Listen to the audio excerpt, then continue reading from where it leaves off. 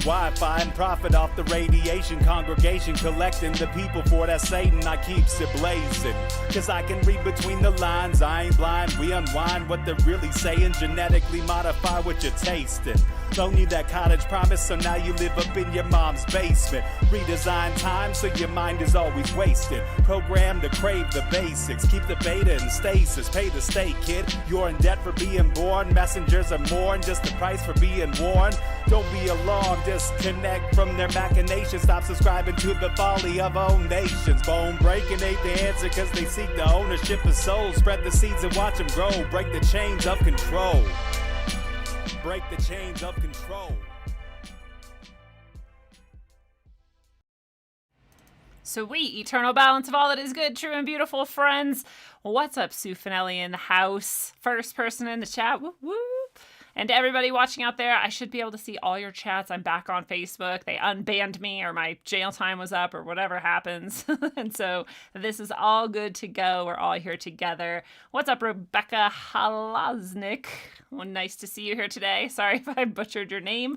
I'm excited today. There's so many cool things going on. I know it's the day before a very important date for some evil fucks in the world, but I'm not letting that stop me from having all the good love flowing through, because of all the good things I'm going to tell you about. First of all, last night I had this dream, and I was singing the song Peace, Love, and Harmony. I have to tell you, this is a song I would never, ever, ever consider listening to or liking or anything in my life, basically. But recently I've had Catherine O'Shea on the show twice, and so you guys should go back and watch her episodes if you haven't yet. She is an incredible pet communicator, and you could call her an animal psychic. And she has been doing some really great work on Rogueways, a lot of healing work, a lot of really good energetic work, and connecting people with animals deceased and still living. And it's just a beautiful thing to be a part of. It's really amazing to witness. And so again, if you haven't seen it, go watch it. It's especially if you're a skeptic, it's ridiculously well worth your time. But she uses this song, and so she was the first to ever tell me about it. She sang it on the show both times she's been on. I'm sure she'll sing it next time as well. And it's a very beautiful, touching song. It actually does make me have a response in my heart chakra, which is how you know something is good and true and beautiful, right? So last night, anyway, I'm dreaming. I have this dream that I am singing this song, holding my dead dog in my arms, and trying to teach my mother about how you can use this song to heal yourself and your animals. And whatever, there's a bunch of other stuff that happened in the dream, but that was the core of it. And I woke up and I was like, how weird that this song has now gotten in my psyche at all. I've heard two little sections of it, just the part that Catherine has sang on the show, basically. I've never heard the actual song outside of that. And so, but it got into my psyche. And I don't know about you, but I've never sang a song in my dreams before. I've never heard music in my dreams before. And I was singing this song in my dream. So on the dream level, in the dream realm, I was like doing work with this music, which is a beautiful thing. It was amazing. So I woke up like, wow, how weird and crazy is that anyway? Then, of course, it's in my head because I sang it in my sleep. So it's like playing in my head as I wake up. So all morning, I'm like kind of humming it and singing it in my head. Again, I've never heard the song except Catherine singing it. And that's what got it in my psyche so deep, apparently. And so I'm like driving, and I'm like, screw it, I need to listen to the song. So I find it on YouTube. I'm listening to it in my car. I'm like, this is like actually a really beautiful song. It's really touching. It's very soothing. It's like super good vibes. I know if I was stressed out, anxious, depressed, anything, and I listened to this song, I would be uplifted, which I cannot say of most music. So give it a try if you haven't heard it. Anyway, the craziest part about this is not that the song is so simple and that it got into my psyche anyway. It's not that it's so powerful that I'm singing it in dreams, something I've never done before. And I have vivid, powerful dreams, lucid dreams, traveling dreams, all kinds. I'm a dreamer. Never sang a song before. That's right. So that's already very weird. Then I'm listening to it all day. It's stuck in my head. Then I messaged Catherine about it. I'm like, dude, this song is awesome. Like, I had this dream. I've been listening to it all day. It's crazy. She's like, oh yeah, it's the 15th anniversary today of this song's creation. And I'm like, like no wonder it's in my head. I bet there's so many people listening to, singing, and just enjoying this song today that it's just like in the ether, and I'm like picking up on it and vibing it and like spitting it back out, reflecting it back to the universe. So that has been super cool, you know, synchronistic sort of nod from the universe, sort of day going on with that song. And just now I got home, you know, from doing my errands and traveling today, and We like to let our chickens out in the evening to free range and get some, veggies and bugs out in the yard and whatever. And so they come out and I'm like, she said to play this song for your animals. Like, animals like it. I never have, so I'll play it. I play it and both my chickens just like stop what they're doing and they slowly like make their way over to me and they're like staring at the source of the sound. Like, they love this song. They love it. So I'm like, you guys should try it. If you haven't listened to it, listen to it, especially today, 15th anniversary, pretty cool. And, build those good vibes the day before, whatever they might try to pull tomorrow. Who knows what it might be? They like to pull all kinds of things on those days. So yeah, the chickens are out eating in the garden right now. I'm sure they're sad that I went in. The name of the song is Peace, Love, and Harmony. I will actually type it into the chat. And it's literally, that's the name of the song. You can search for it on YouTube and you'll find 70 billion versions of it and all of them are good.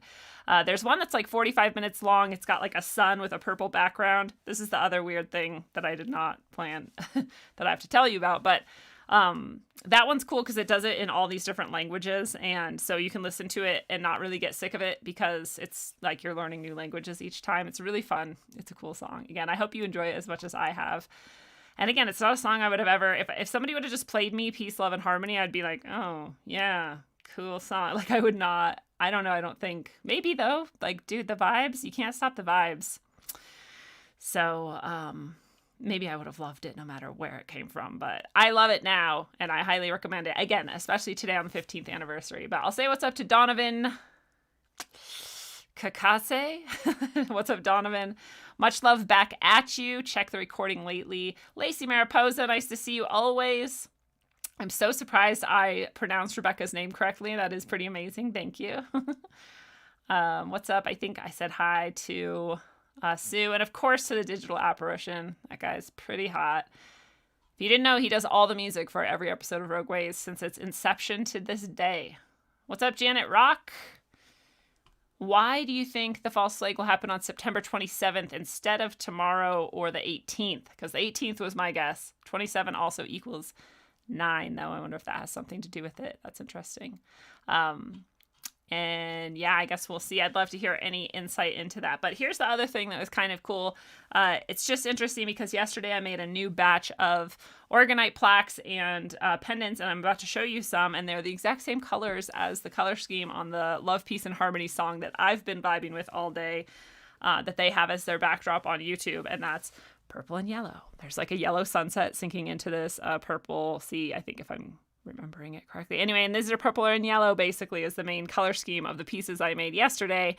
These are cool. They're rose petals. They're yellow rose petals. There's actually a tinge of pink and reddish on some of them that you can see. And so I used the purple background, purple handmade paper to highlight that complementary colors. And then I got some red coral quartz to use in here and some silver flecking throughout it. And so that's the theme of this set that I made yesterday. So here's one of the plaques that's going to be up for grabs. If any of these strike your fancy and you want to send me $30 for a plaque via paypal.me/Corey Sharman to grab yours and tell me which one it is right now. I will not even put it up on the site and you can just claim it right away, but it will be on the site within probably by tomorrow, honestly, if you want to purchase it the old-fashioned way through the site. Here's another. I really like this circular design here. Again, all the same elements in all these. Red coral quartz, silver, rose petal, and handmade paper. And I like, you can see from the back, this is the only batch that turned out opaque, or sorry, not opaque fully and somewhat transparent. So you can actually see through. I love that about this purple paper that I got. It becomes very transparent when you put it in the medium. Here's a more chaotic and less symmetrical design for this plaque. All the same elements. And then I did, of course, as always, and I have more that I don't want to go through like 30 pieces for you tonight, but everyone always likes the moon-shaped pendants. So there's this batch's moon-shaped pendant, if you're into that. Again, the red coral quartz, the rose petal, the silver, and the purple handmade paper are in each piece, making this a 4-layer orgone collector, organite pendant.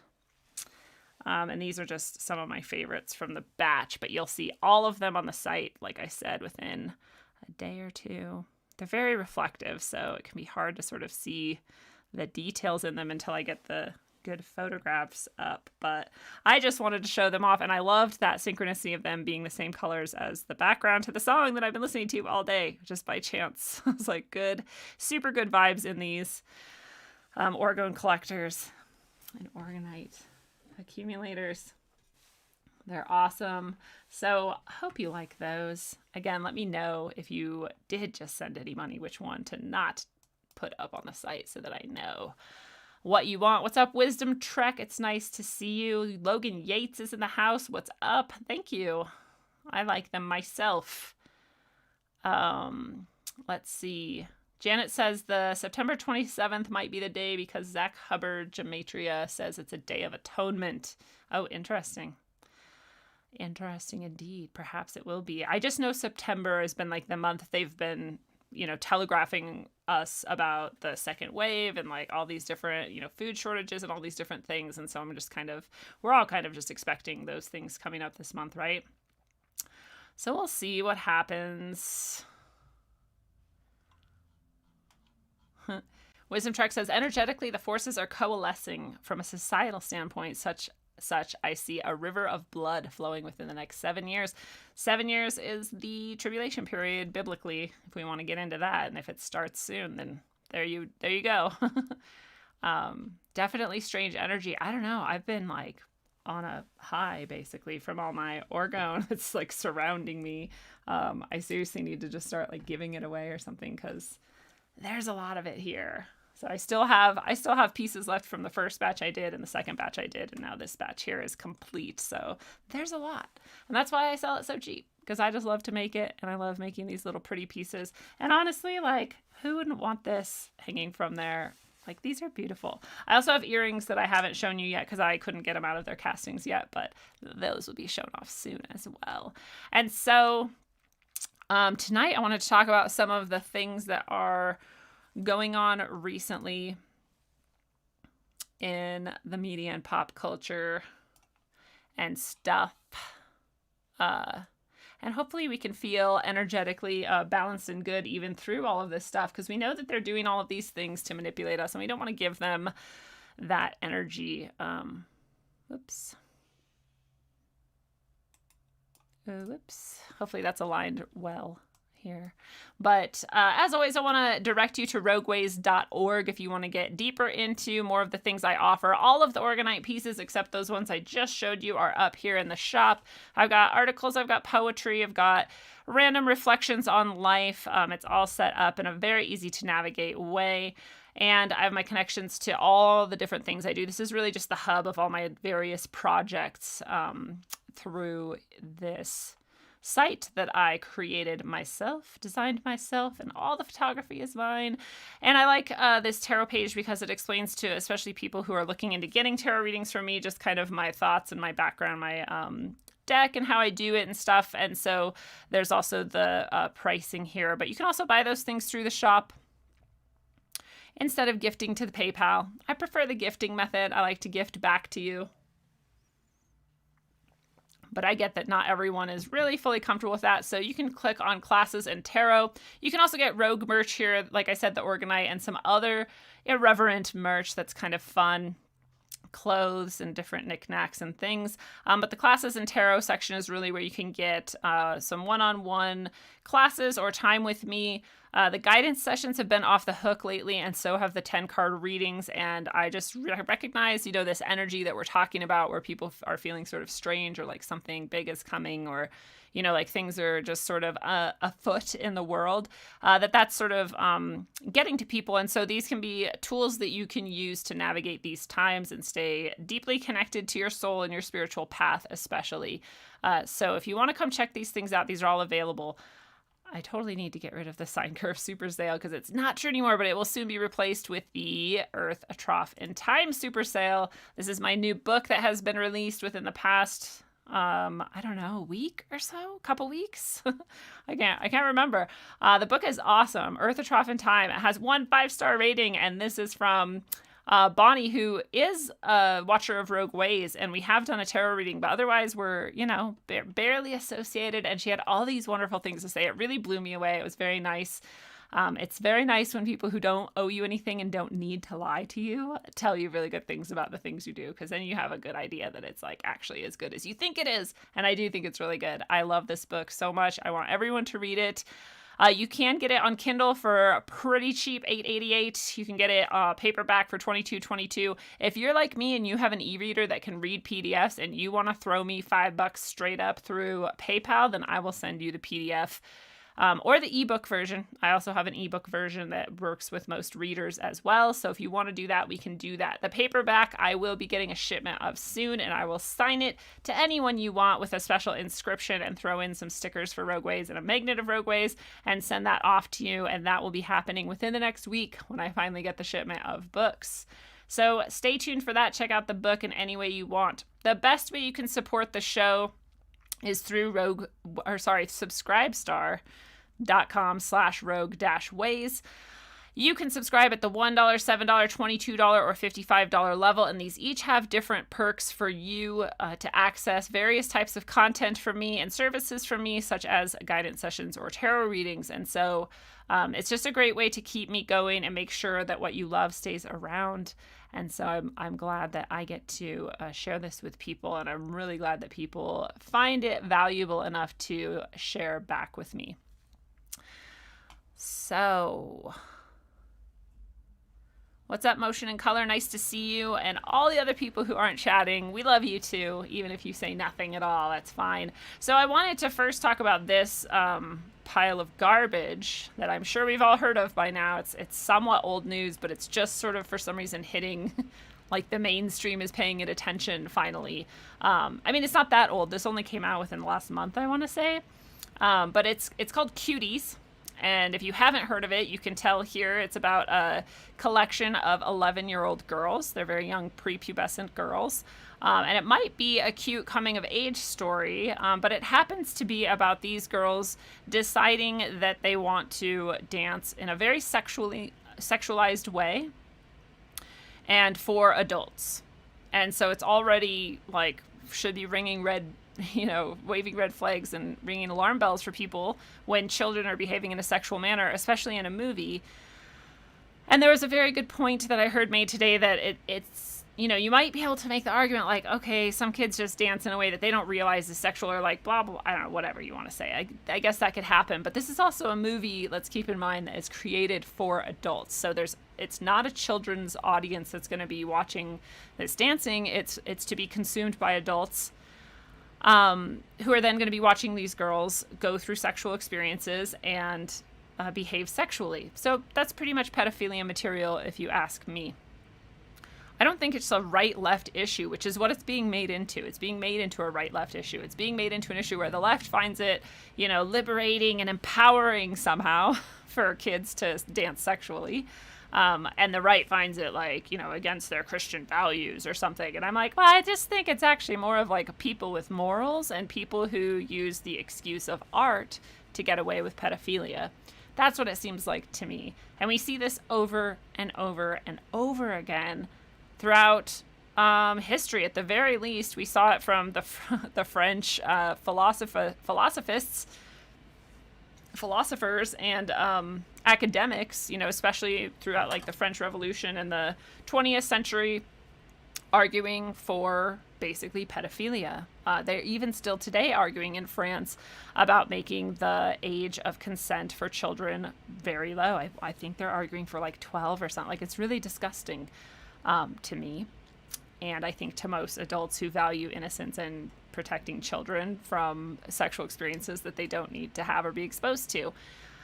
So I don't know what it is with French, and it is in that sense, it is sort of a liberal, or you might say left-wing agenda to get these sexualizing pieces and laws for children, and to make them more acceptable. It's really pushing this in our society, and it has been for a while.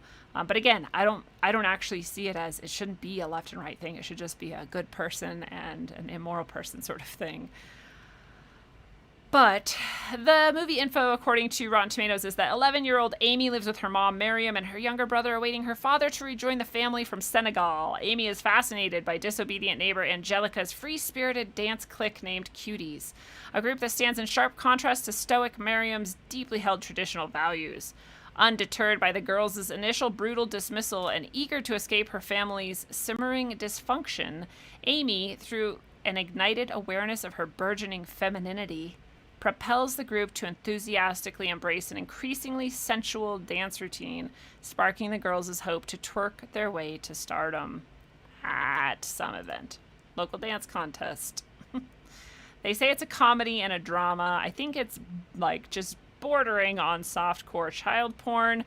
And it's interesting because the critics gave it, I actually heard that this was a 98% here, but I guess it's 88%. It's a pretty high score for critics to give it, and the audience has given it a 3% score. So we again see that there's an agenda pushing this, whereas normal people probably are kind of confused about why this is even an acceptable movie to watch. I don't know. I would love to talk to somebody who thinks that this is a great idea or a good movie. I'll be honest, I haven't watched it and I'm not going to.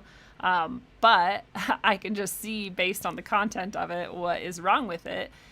And I'd love to talk to somebody who thinks that it's great or good or empowering. I don't know what a young girl would need to be empowered against in order to adopt sensuality and sexuality as their tool. Do you know what I mean? Like, empowerment is meant to be an idea where we are oppressed or suppressed by something, and so we become empowered to like push back against it and, you know, take up as much space as we need and do what we should and all of that. So what is oppressing 11-year-old girls that sexuality would be the response, the appropriate response? I don't see that as a valid argument. So empowerment doesn't fit for me. You know, I don't know. It's pretty fucked up as far as I'm concerned.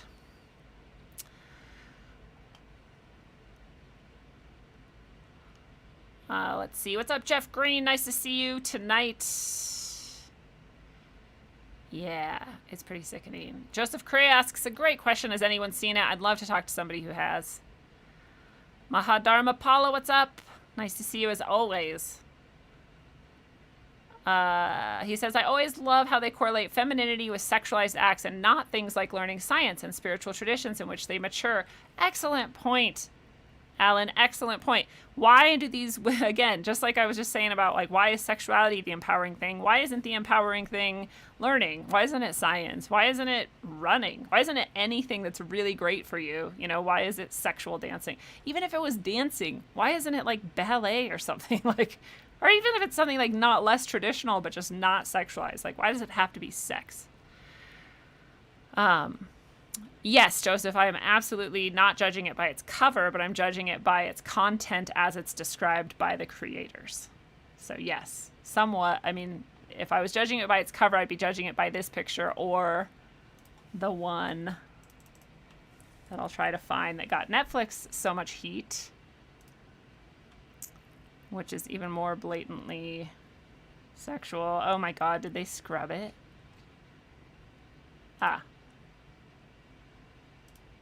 It's this one on the right here, which I'm partially covering. Let me move myself. So as you can see here, these girls are in sexual poses. They're literally twerking. They're wearing sexual outfits. I mean, look at this young girl down here on the right. You know, you're like sticking your ass up. That's a sexual pose. All these poses are sexual. So if I were judging it by its cover, I would also point those things out, and I literally could judge it by this cover. But no, I'm reading the descriptions and looking at the content of it. You know, why are their underwear on the outside of their clothes here? Their bras are on the outside. It's fine, I guess. Cool. I guess you want to wear underwear on the outside, and that's like a new trend or something. But again, why are we sexualizing young children? Why are we highlighting their most sexual aspects of their bodies? You know, and again, in this film, these girls have sexual experiences. So they're watching lesbian and heterosexual pornography together. And I think they basically stop short of like jacking each other off on film. And again, I just don't see why restrictive content would be highlighted in a film that would be presented to adults, right? And we'll go back to the rating and see that normal people aren't enjoying this, but critics are. This person got the Best Director award, I think in France for something. I can't remember if it was Cannes or, what it was, but I was thinking like, yeah, it's the Best Director because, as we know, Hollywood, in these types of supposedly artistic ventures, when kids are involved, they often get molested and raped. And so probably a lot of people think he's a great director because he got a bunch of girls to be openly sexual and probably even more easily raped. Who knows? That's conjecture, but this book does have an ugly cover. What's up, Chad Clemens? Nice to see you. Yes. And Mahadharmapala makes another good point. I don't have to read Mein Kampf to understand what's inside the book's cover. And again, I would watch this in order to critique it and be able to better make my points that I'm making. But I wouldn't watch it in a way that I would enjoy. It's not something that I consider artistic. It's something that I consider pushing an agenda that is sexualizing little girls for the benefit of adults' sick pleasure. And same with Mein Kampf. I would read it in order to better understand the sort of twisted logic and roots of sort of, some sick thinking in the world, but I wouldn't hesitate to say that it's full of illogical arguments and conclusions, right? So Netflix did originally apologize for Cuties, not for having the content on their platform, but for showing that exact picture here. That's what they apologized for. So many people said, holy shit, why do you have a show about girls dancing sexually for adults? And Netflix said, oh, we're so sorry that we showed you this picture instead of this picture. We're so sorry we showed you the sexualizing picture instead of these, girls running down the street. It's like less sexual and more sort of carefree. They're not, this is still a picture from the movie. So they're not saying sorry that we're hosting this almost pedophilia porn, but that, just sorry for showing it to you before you watched it, basically. So that was pretty interesting to see them apologize for that, but not remove the content or apologize for putting the content itself up. We could get into the discussion of censorship now, and I always say censorship is wrong. And the one thing I think is okay to censor is snuff, which is pornography and murder, right?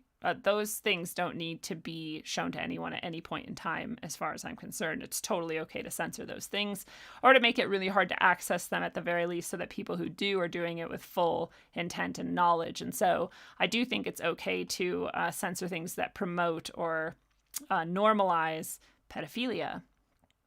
And I do think it's pedophilia to want to watch girls, small young girls, dance sexily.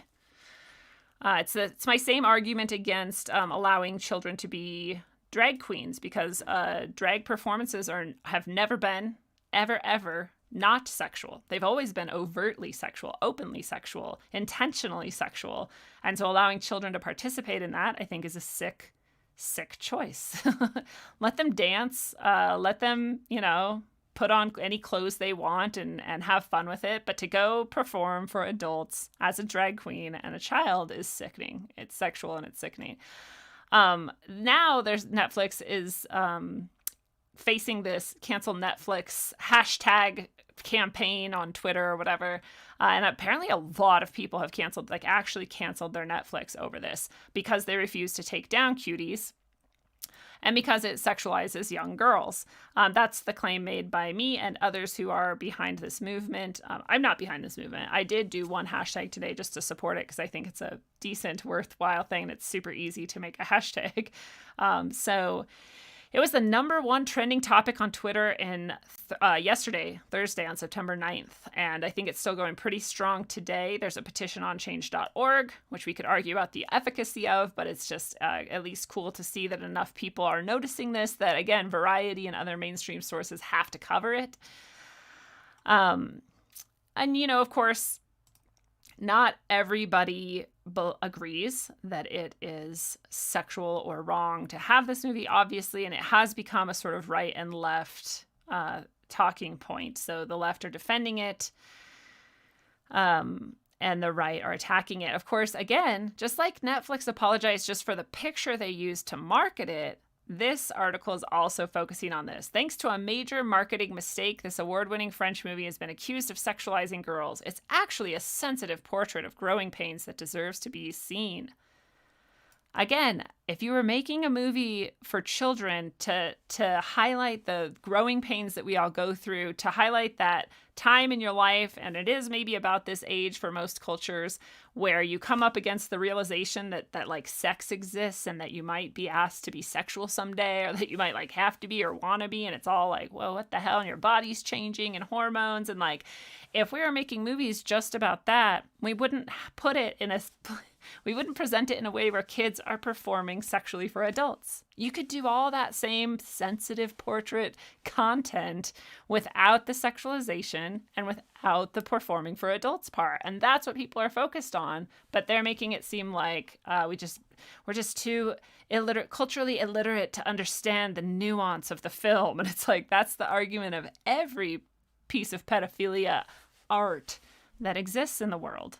All of them have that same argument that the people just don't understand art.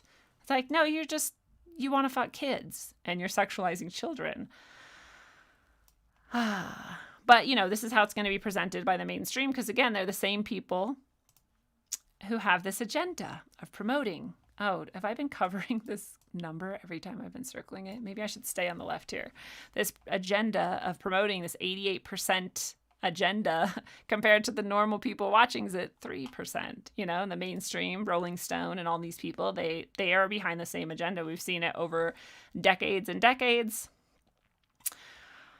of especially media and especially the elite promoting younger and younger art with kids and nakedness, nudity, or pornographic seeming content, or just sexualization of kids. We see more and more laws like those in California that aim to decriminalize what we would consider statutory rape, as long as the guy is like 25 or less, and it's like, I don't know, there's some parts of me who understand if you're like, a really mature, like 16 or 17-year-old and your boyfriend is like 20 or 21, or like, I don't actually care that much. But, we see these things creeping in, and sometimes like in France, it's like really young and you're like, holy shit, how did it get to that point? And it's like, well, things like this is how it gets to that point. It starts creeping in and we start pushing more and more. And I hope you guys like it when I just move across the screen for you there. But, this is what is disgusting, to see this slow creep in. So it does say the movie wants to protect innocence and that it needs to be protected at all costs. And there's, a handful of scenes that, that highlight the simple pleasures of youth, like colliding with the adult world, or something like that. But again, I think that that's all sort of masking the very basic truth that when it comes down to it, this is a movie about young girls becoming sexualized and performing for adults. And that's the core of it to me. Oh, so I guess that was the end of me talking about Cuties. And I wanted to remind you guys that I am an affiliate for Phoenix Aurelius Labs. And so you can go there. There's actually an affiliate link down below this video, no matter when you're watching it.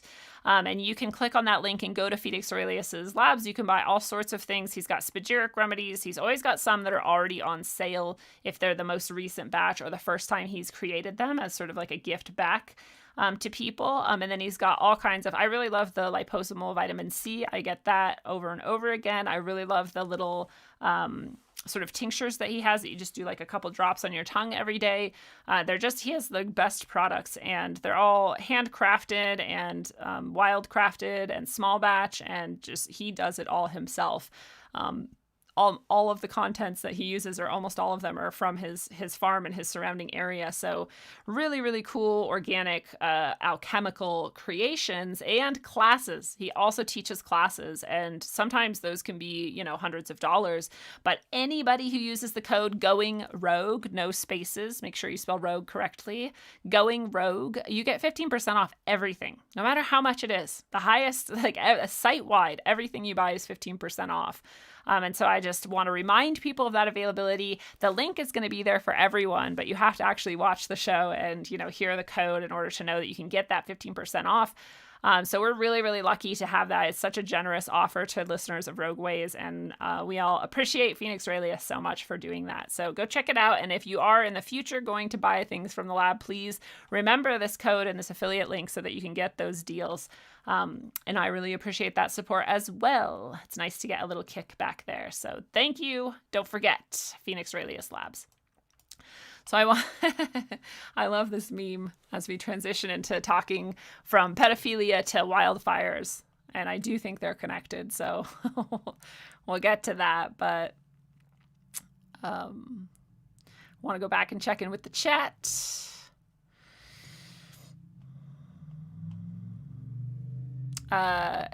So Mahadharmapala says, after seeing this trash advertised, and we're talking about Cuties again, and the heat it has garnered, I started watching it and flipping through the film as a Netflix member, and it took me about 15 minutes to be triggered. I'm going to say, if you don't know Alan, you might know that Alan is a practitioner of some advanced spiritual arts. He's a very calm and measured person. He's a very thoughtful and intelligent, super well-studied person. And so, for him to say this, and their accusation is that we, as the people who don't like this, are uncultured. Well, Alan's the exact opposite of, he's like the most cultured.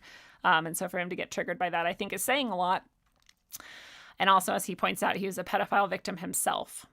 So there's an intimate understanding of grooming there that Alan would have, and there's an intimate understanding of exactly that. We were talking about that, pushing it. It's like the boundary invasion.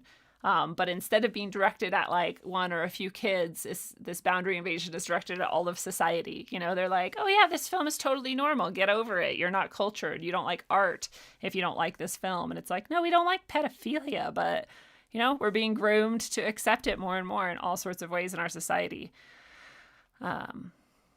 But yes, he says, Alan points out, I saw all the signs of sexualization of children in plain and simple.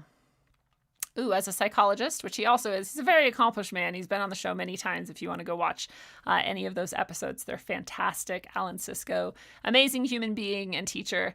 As a psychologist, he says, who also counseled pedophiles, it was blatant material they would love to see. And that's what I was saying too, and I don't think I made that point, so thank you for reminding me. If you are a pedophile, this is like just like butter on your toast. You're like, yeah, I can watch this and no one even cares. Like, I can watch this all day, every day, and talk about how great it is, and people will just think I'm normal. This is definitely, again, it's like emboldening, and it's abetting almost. It's disgusting. Sundance co-founder, Alan says, Sterling von Wagnen sentenced for 52 charges of child sex abuse. This, like, movie making and pedophilia go hand in hand. That's why I was like, all those girls probably got raped by the people on set. It's disgusting. What's up, Chris Phoenix? Sorry you're hearing all this heavy material right when you get here. I love it. Chris says he canceled Netflix when they brought out the Obamas and Susan Rice. Yeah, Netflix is just a super agenda-driven platform now, but all right, so this meme is super fun. It says, select all the squares with peaceful protests. It's hilarious. I love it so much. I love that they pretend that riots are peaceful. I love their argument that mostly peaceful is good enough. I'm like, okay, well, pedophiles mostly don't fuck kids, but they're still horrible. And like, cancer patients' bodies are mostly not cancer, but it's still not good. Mostly peaceful isn't good enough, right? Or they're like burning down cities and we're like pretending it's peaceful somehow. But I love that you really can't tell almost which of these pictures are the protests and which are the wildfires that are raging everywhere. It's hilarious. It's a really well done meme. So I had to show it as we're getting into the fire section of the show because the fires are everywhere. This is the California fire map. I believe the silver are still going but contained. Yeah, that's it. It says down here. And the orange are active and uncontained. And the red spots are like possible fires, I guess, or they're like close enough to a fire and in the right pattern that they might get hit. And I don't know. Can we go? No, yeah, it's just California. So California's on fire, Oregon's on fire, Washington's on fire, Colorado's on fire, Wyoming's on fire. And I've said it before, I don't follow fires enough from year to year to know whether or not this is like way more than normal or not. But there's a lot of fires going and we all know it. So let's get into it. I don't know what happened. Here we go. So the wildfires in California, Oregon, Washington, they turn deadly. And some people say, I never want to see California again. This is on USA Today. We're in the mainstream here. They're driven by wind always. Look at his stupid face. Anyway. It says 7 people have died. It's very sad. Hundreds of homes have been destroyed. 90 major fires are going on. And this is all over those western states on the west coast there. And 20,000 people under evacuation. Some friends of the show live in California, and they've been evacuated for a while now. I want to say it's almost a month ago that some of them got evacuated, and so it's been really sad to see, and it's just ongoing more and more and more. I don't know where you live if there's any smoke, but I've been I feel like surrounded by smoke for like over a month now, and I don't even live near most of these fires. But so yeah, there's lots of fires. The winds may go down, but the fires will persist. It looks like a war zone. Lots of fires. I don't know. I just wanted to check out if there was any fun content here about the fires, but I guess not so much. And they've got footage here. Let's see. Oh, right. I wanted to point this out because the official line is that a gender reveal pyrotechnics sparked California wildfire. And everybody's like, bullshit. Because it just fits the agenda too well. You're like, because people, if you don't know, argue that you shouldn't have gender reveal parties or reveals at all because you don't know the gender of the child until they're old enough to choose the gender. Whatever. Do it if you want. Don't do it if you don't want. It's really none of your business if anyone else does it. But I swear to God, they just made this up and decided it so that we would all have the gender reveal conversation again, because that's what's happening. Like Trevor Noah, is that his name? That supposed comedian who's supposedly black. He, sorry if that was rude. I just look at some people and I'm like, you're mostly white. Why are you claiming that? But maybe I'm kind of an asshole.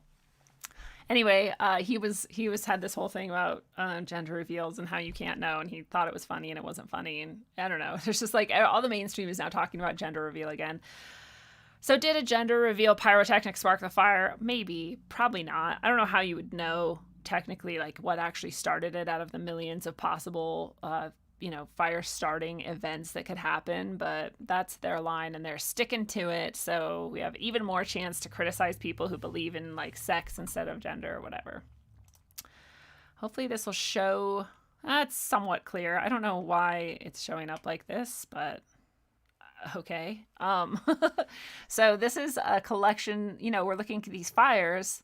And this is a collection of people who have made public posts, and someone has done this collection to show how many people have evidence, or at least a strongly drawn conclusion that these fires have been started by arsonists. Here's one person in Graham, Washington, saying that they have video footage of someone lighting their field on fire next to their house. You can see them get out and intentionally light it. They drive up to do it. Here's someone who talks about in Puyallup, which is also in Washington, that there's a bunch of fires that were lit along State Route 167, and they're talking about all of these suspected arsonists that have been caught. There's 6 of them so far. So that is, again, more evidence of arson in some of these fires. I think this was last year, actually, but maybe not. Maybe there was just another one last year. But anyway, this woman was accused of trying to start fires along Highway 101. That goes through Washington, Oregon, and California. I guess this part of 101 was in California. So she also an arsonist. This is again in Washington. They caught this person setting a fire. brought him to jail. Good job, trooper. Another man arrested. This was in Oregon. So this is all along the West Coast. And, most of these at least are this year. That one woman might have been last year, but if not, there was another woman that also lit fires last year. So I seem to remember that mugshot. So I'm not sure about that one. But the rest of these are all this year. So all these fires we're talking about, all are linked. Maybe not every single one, right? But there's so many that are linked to arson. And this sources say, I hate when people are like, sources say. I'm like, well, sources could be just like anyone. I don't know. But maybe this is saying a series of wildfires on the West Coast, maybe a coordinated attack. Coordinated and predetermined. This just came out today. Wow. And then we're back to the beginning. But so that's just like a quick collection that someone made of just some, I'm sure, of the alleged arsonists that are starting these fires. And the point that I want to make is that the people that these fires serve are the people who are promoting a climate change oriented agenda. So whether or not you believe that climate change is man-made or not, and whether or not you believe it's man-made because of things like weather engineering and HARP, or whether it's man-made due to, fossil fuels and whatever, either way, neither of those things is necessarily implicated in all these fires. So people are screaming about climate change right now. We're back to the Greta moment where we're like, you have ruined my childhood because of these fires that are going on, when really we should be like, what the fuck is wrong with this many people that they're out lighting fires in the middle of summer and just ruining people's lives? That's actually way more important to me than whether or not we tomorrow solve the problem of the alleged climate change. It's pretty disturbing, and we're not talking about it. We're just talking about climate change as a nation overall. We're talking about climate change in relation to these fires and not anything else. And again, it serves the agenda. So now we can bring in all these laws and all these taxes and all these things that serve not us, right? They definitely change our quality of life and not in the best way. So there's that. Then there's also the possibility that some of these fires are directed energy weapon. And this is from Dutchson's. I used to say Dutchinson's, but it's Dutchson's. Anyway, I really want to interview this person. Super awesome, often earthquake predictor. But this person took these. How am I not subscribed? I was subscribed. Oh, yeah, I think his channel got ruined, and then this must be the new one. Anyway, sorry. He found this footage and enhanced the color. He didn't edit anything. He just enhanced the color so it was easier to see against the backdrop. But just watch if you haven't seen this yet.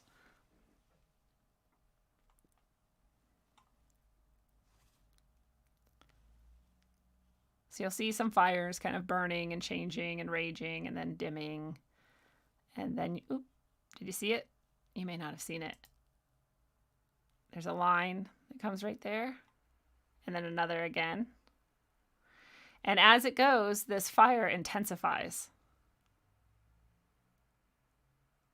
That's pretty nuts. This person I trust pretty well. I mean, there's no one I really trust 100%, right? But this person is producing high quality content based on evidence for years. And they release this. And so it's very interesting. There's another one just like that he also produced that I think it's a he, where he shows up in this upper left corner another similar beam coming from a different direction. And so this seems like directed energy weapon. We saw evidence of that in those Santa Rosa fires, I want to say, also in California a couple years ago. A lot of evidence of them. If you want to go back and revisit that, that's very interesting as well. And so again, we have a different possible source of these fires outside of global climate change, and we have an agenda that it supports. And so we have a reason to believe that these directed energy weapons, which we know exist and know can be used in this way, are being used in this way. Somebody pointed out the angle is weird. Like, why would you come from across? Wouldn't you come from down? And it's just, this is coming from down, from the idea of a directed energy weapon is you have to have an angle, it hits something and then hits something else, as far as I understand. And so it would be coming from down. It just looks angled because how else would something coming from above down onto a flat screen look? That's how it would look. And another person Brian, who shared all that information with us about the 33rd parallel a few episodes ago, he noticed this same day that this video was taken and released that the submarines and ships that leave from the Puget Sound were heading out to sea under the cover of smoke and fog. And so perhaps they were going out to sea in order to, I don't know, that one might be a long shot, but like maybe they were going out in order to propagate this laser, basically, and aim it at the correct places. So we have arsonists, we have possible directed energy weapon, and so we have very little evidence, actually, that anything out of the ordinary is happening, except that people are fucking psychotic and want the world to burn in order to serve their agenda. I think it's messed up when you're so attached to the narrative of anything really, but of climate change, that you would go out and like cause fires to destroy animals and humans' lives and in like the natural setting, like all the plants, like the ecosystem, and just fuck it up and raise it just to serve your sick ass agenda. Like if it doesn't have enough evidence of its own merit to fly, like why don't you abandon it? basically lightning guns, Jersey Bob. Yes. What's up, Jersey Bob? I would cancel my Netflix subscription if I had one, but I don't have one to cancel. Thank you, Andrew Bristano. I appreciate you. I'm glad you are here.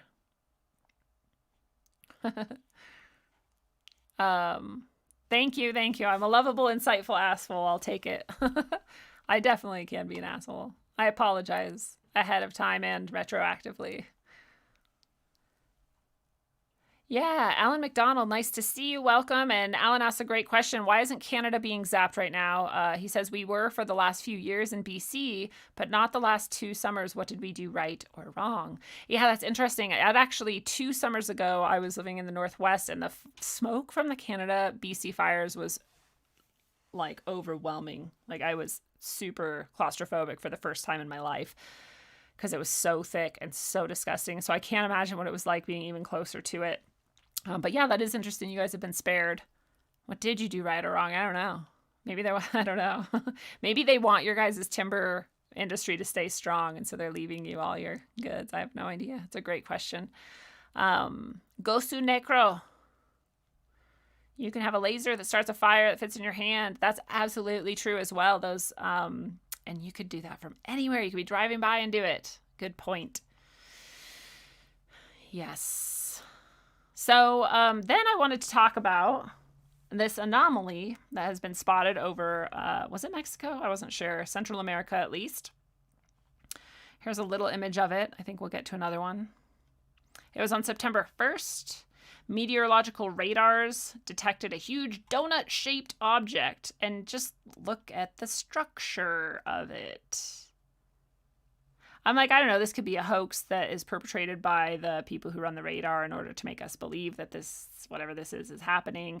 A lot of people have pointed out that it looks like a sun-ish sort of shape, right? It's got rays coming out. It's bright yellow. It's got a center like a sun, a symbol would have in the actual sun as well, if you looked at it under certain filters. And a lot of people point out it looks somewhat like a particle collider sliced, sliced in looking at a cross section of it, I should say, which is interesting to think about also. And as far as I know, no explanation has been given about what this actually is. They just say it's an object. It changed its morphology, its shape, and its movement. They don't know what it is, but it doesn't seem like a mistake, they said. It also was spinning, which I want to point out is how we traditionally think of UFOs. If you look at our programming for how UFOs are supposed to be shaped or moving, that's it would fit this description. So let's see this video. Actually, I want to see it. I've only seen the stills, so it just appears there, spins, disappears. Very strange. Very strange. So that object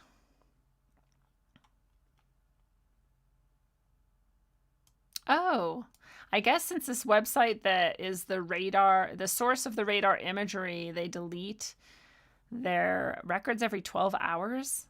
And so it's impossible to rule out that it was a fake. I have not heard that yet, so that's good to know. It could just be straight up bullshit. And of course, some people say it might be HARP. We haven't seen this necessarily, that shape or anything from HARP, so I'm not sure about that. Here's another view of it that somebody somehow got the full circle. I don't know how they would have, but it's like right centered over Guanajuato. Guanajuato. I just want to know a little bit about Guanajuato now. Officially the free and sovereign state of Guanajuato.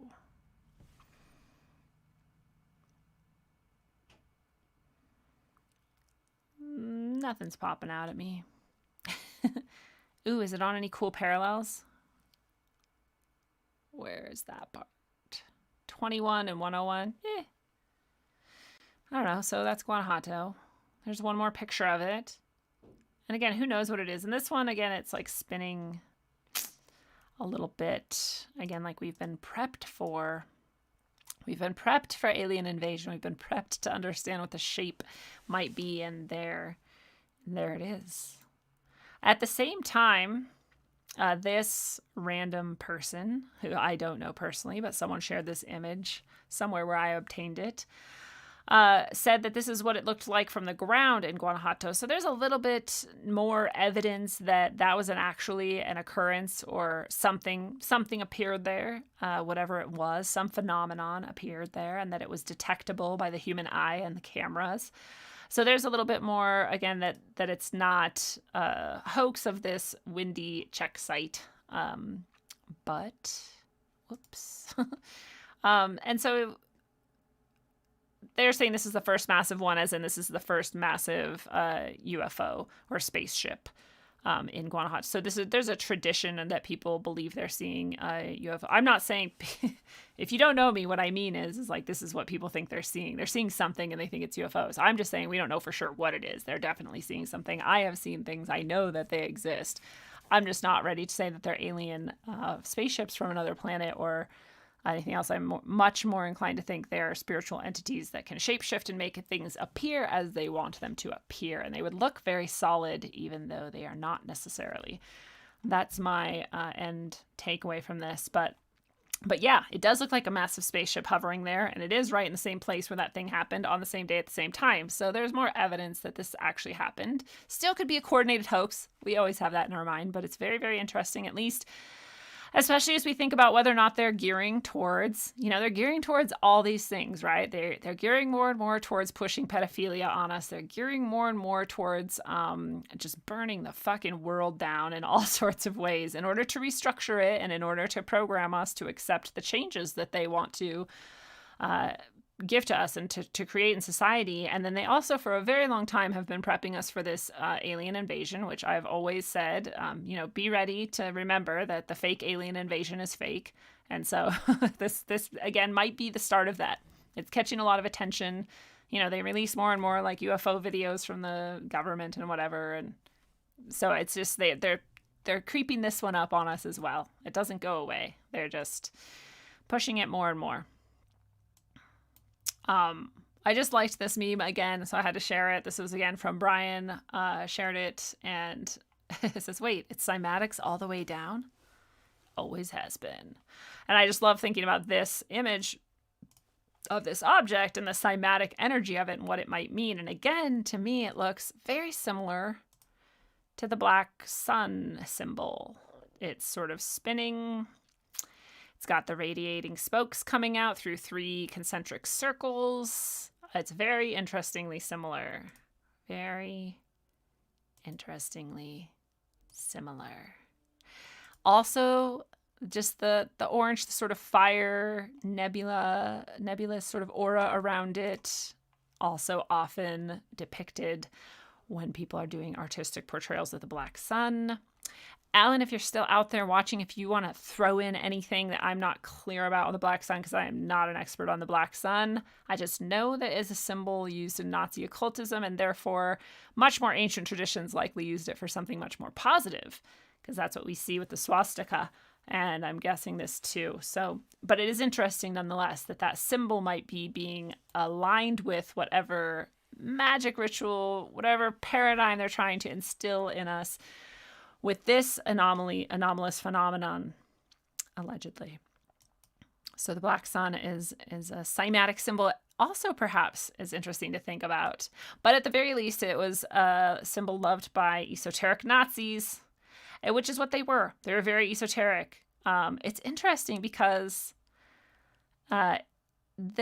of course, it's Wikipedia, right? They have an angle to sell always. They're not just information like they claim. They're not just objective like they claim. Obviously, we all know that, but there's still an interesting source of information. I like to use them. So it says that esoteric Nazism is any of a number of mystical interpretations and adaptations of Nazism in the post-World War II period. After 1945, esoteric interpretations of the Third Reich were adapted into new religious movements of white nationalism and neo-Nazism. I think that's bullshit. I get that perhaps like the accepted historical, traditional look at Nazism didn't originally include the truth, which is they had heavily esoteric and occult,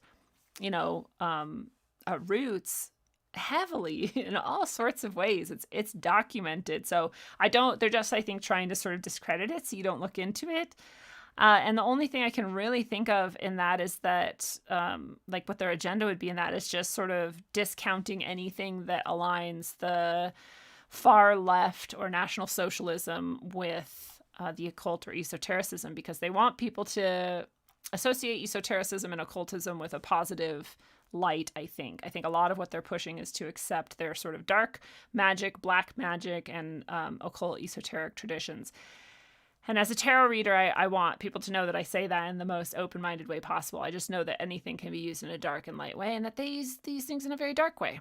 Just like we were talking about with the Black Sun and the swastika once were very positive symbols, and then they were turned into these very dark symbols. So I'm not saying anything esoteric or occult is bad. I'm saying that Nazis have a deep roots in these philosophist. What am I trying to say? Theosophist movements. And even the idea of the Aryan race came straight out of Theosophy. A lot of Hindu influences, it's just, they're steeped in it. Even the idea of the pure race was this idea that you could use sort of mystical, magical influences to create the perfect race. And many people even think that they were trying to combine the Nephilim, the fallen angels, and their bloodlines with, more human bloodlines and DNA so that they could create the super race in that way. And that is a very tantalizing idea. Gary Wayne talks about it a lot in the Genesis 6 conspiracy, and I want to talk to him more about that when he returns to the show, which was supposed to be tonight, actually. But he had a death in the family, and so it'll be coming up within a few weeks, I think. But anyway, here's the Black Sun again. It represents the celestial homeland of the Hyperboreans and the invisible source of their energy. The Hyperboreans and the invisible source of their energy. The celestial homeland. So that would be, if you want to decode that in a Christian frame of reference, that would be the celestial homeland of the fallen angels, or hell, I think, or the abyss. And that's where their energy is coming from. So that's interesting. Again, if someone knows better and they have something to clarify, please share with me. Gosu Necro. Oh, I already read that. Sorry.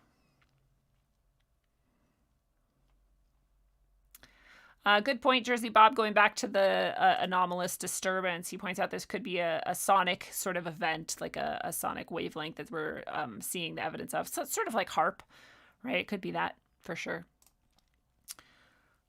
Several colliders, yes, and one of them is highlighted in my book, A Trough in Time, if you want to go check it out. It's pretty fun. Several corridors in the States, so there may be a structure elsewhere. I think you're talking about super colliders, and yes, there definitely could be. The black sun, Mahadharma Pala says, has been correlated with Saturn. So Saturn is like the black sun and the black cube, and a lot of the like Luciferian satanic shit that we see represented all around us in mass media and symbolism has that Saturnian symbolism on it, as well as our regular accepted culture. It's dotted all over the place, and so this is sort of their secret language. Saturn is the father of time. The sun that was worshipped before the current yellow sun.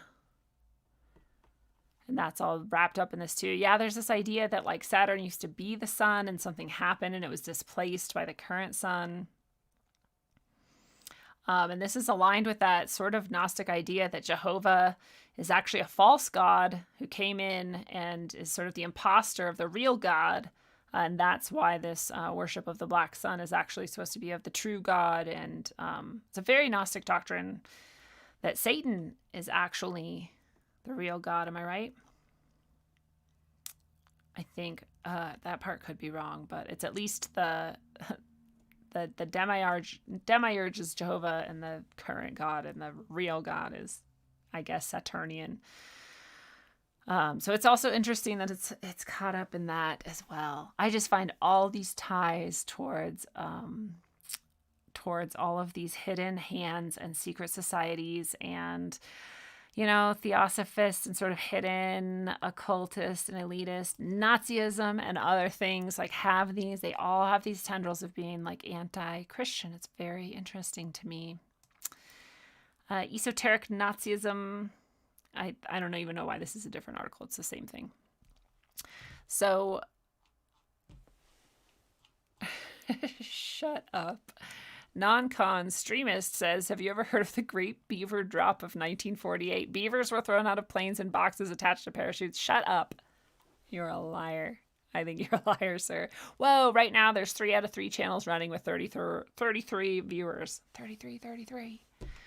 I swear I'm not a shill, I promise. But, so this, I mean, I just wanted to point out the connection to Nazism and that occultist sort of roots that they have because of the similarity to this black sun symbolism and this symbol. And the only reason it really seemed sort of important to me to point that out is because I actually see this huge resurgence of the Fourth Reich, basically resurgence of the Third Reich as the Fourth Reich, which has been talked about by so many people over time, and I am not steeped in that at all. But you see the little pieces coming together, right? You see right now in this country, we are definitely pushing towards National Socialism. We're embracing it. People are fighting for it and burning down their cities for it.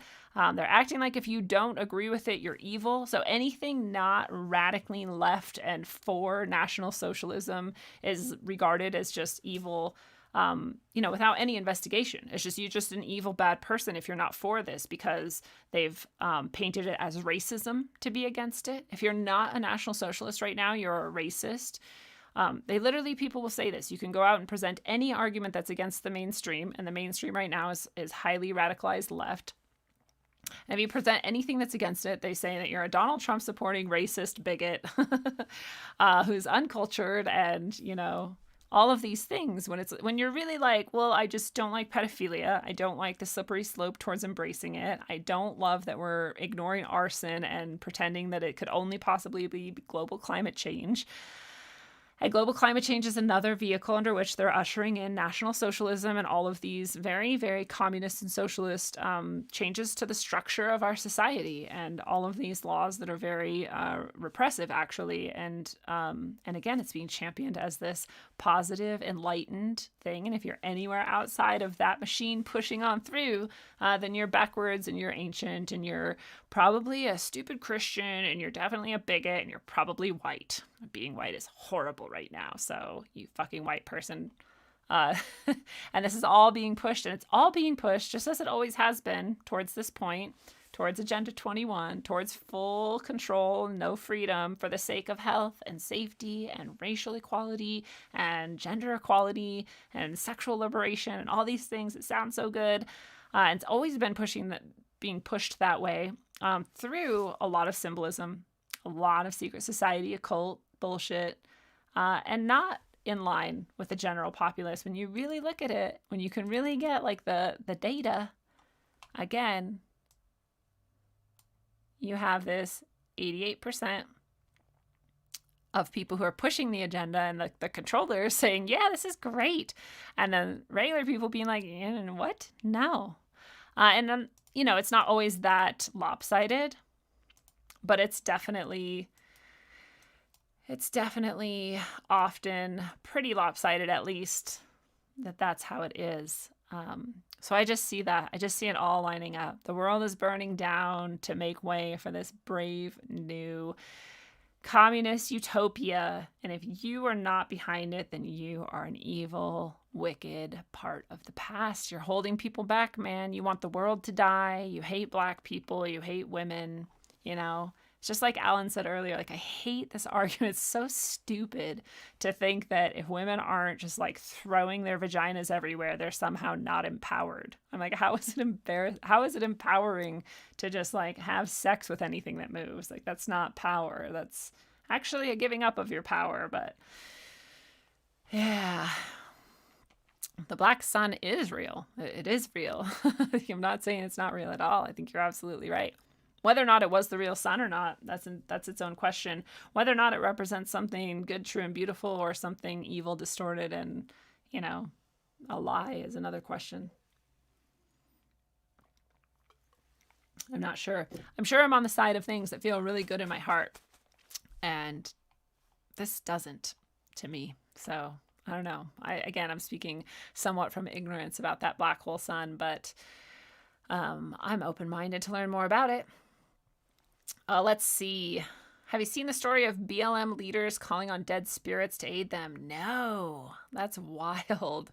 It's seriously it weirds me out how very open to sort of dark arts people have become. In addition to all these things we're highlighting where we're ignoring evidence to push agendas, and we're, for whatever reason, pro pedophilia and pretending like we're not, and these very strange symbols that are being used in these rituals. I don't know what this ritual was with this event over Central America, but I'm sure that it is a ritual of some kind. I know, I'll just say it, I'm 98% sure that's not a physical craft that came from anywhere, but that it is a created representation of a craft, and again, either by spiritual entities or by our own human capabilities to do things like this, because we can do things like that also would look like this to people down on the ground at one and the same time.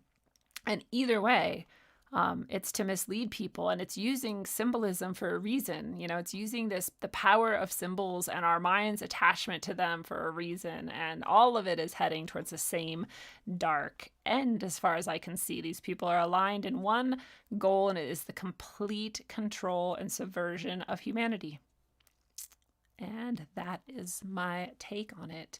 But let me look this up, because now I'm very fascinated to see if I can find this. BLM leaders call on dead spirits.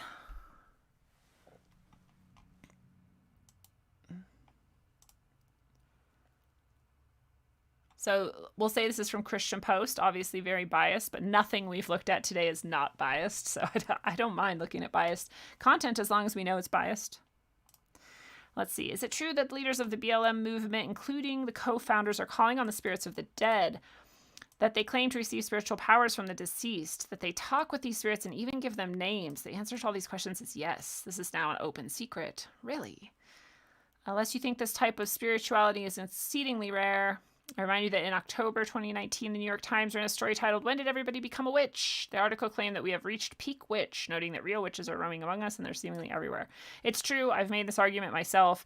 I have people who want to continue to pretend like we're living in the 80s or whatever, when it was much more true that sort of occult and esoteric and alternative sort of spiritualities were much more oppressed and looked at as satanic and whatever. But we're not now, and we haven't for quite a while been in that time. In fact, we've been in almost the opposite, where those things are all celebrated by media and by mainstream for decades.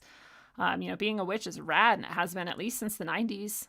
Hot Topic and frickin' Spencer's and shit. I mean, that's like was like what they were peddling, and those were in the mall, which there aren't even malls anymore. But you know, it's very popular and acceptable in most places in America to be into these sorts of things. So he's not wrong, in my opinion, my experience.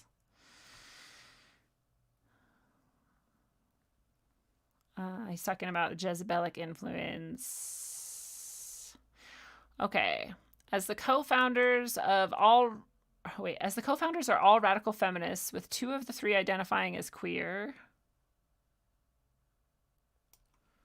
Oh, I like this guy. Here's something that most leftists can't do. He distinguishes between BLM and the idea that Black lives do indeed matter. They are 2 different things. Thank you. Anyway.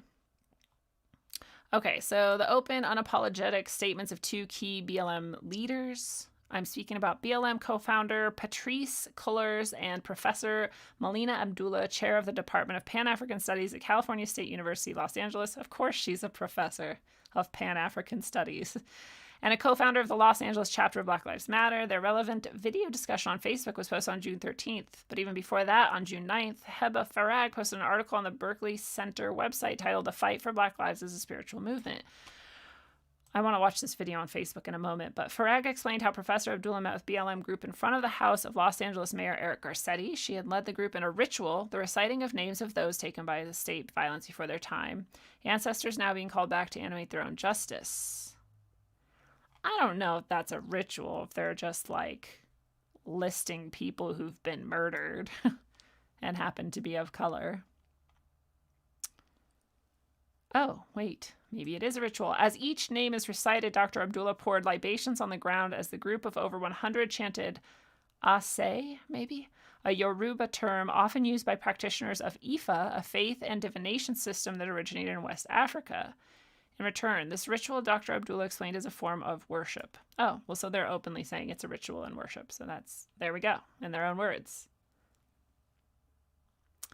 Worship of the dead, calling on the dead, asking spirits of the dead to empower living today. Yeah, that's a pretty dark. I don't know. I talk to people about this a lot, about my own experiences, and I think when you call on random spirits, or even if you think you're calling on the dead, you're calling on random spirits, and they're gonna come and they're gonna attach to you, and it's gonna be. But that's behind all this shit. Okay. Anyway,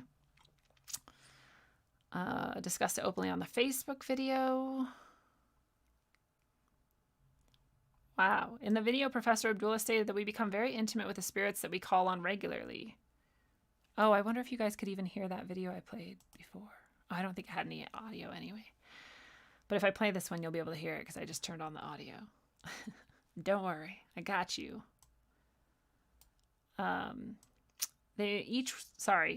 She goes on to say, right, like each of them seems to have a different presence and personality. Weird.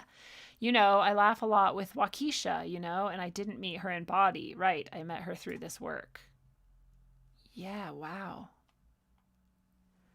I'm not, again, I'm not saying you can't do this stuff and you should do whatever you want. If people want to call in the dead and have that's cool. My experience with that is very dark, and I don't think people should walk down that path unless they want to share their spiritual space with other entities, and I don't.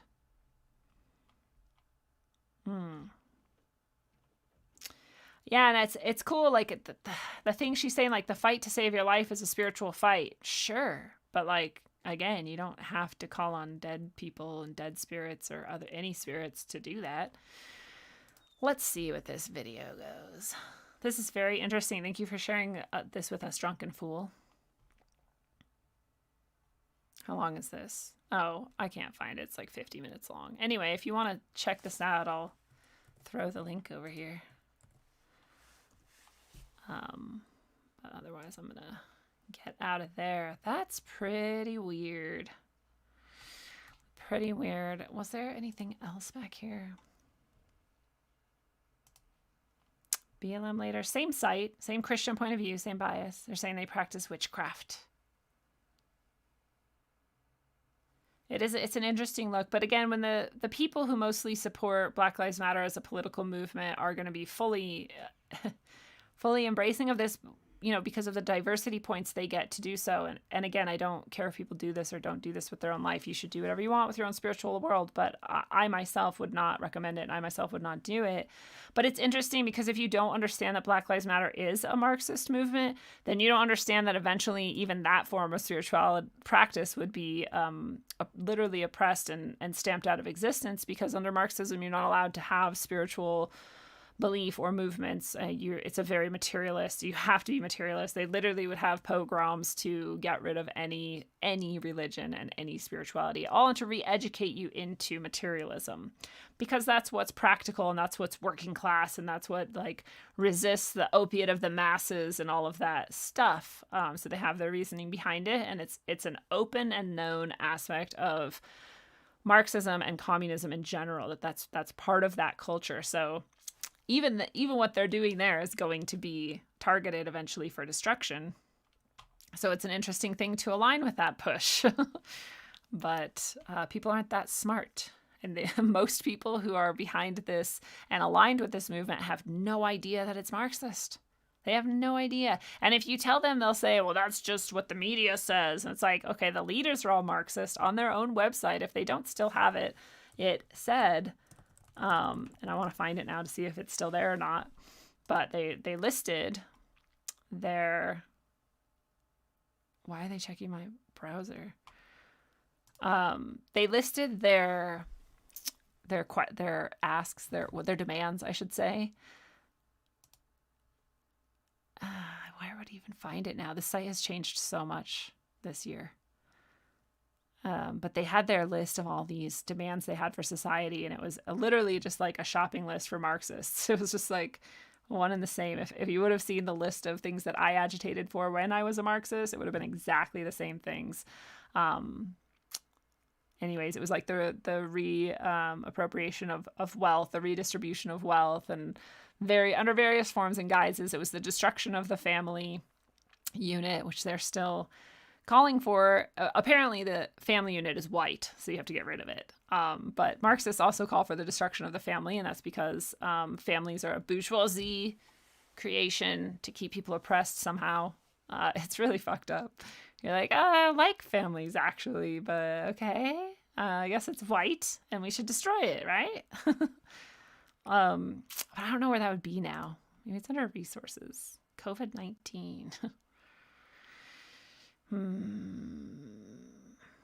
I would have thought it'd be under programs, but I don't know. They probably have it hidden almost completely.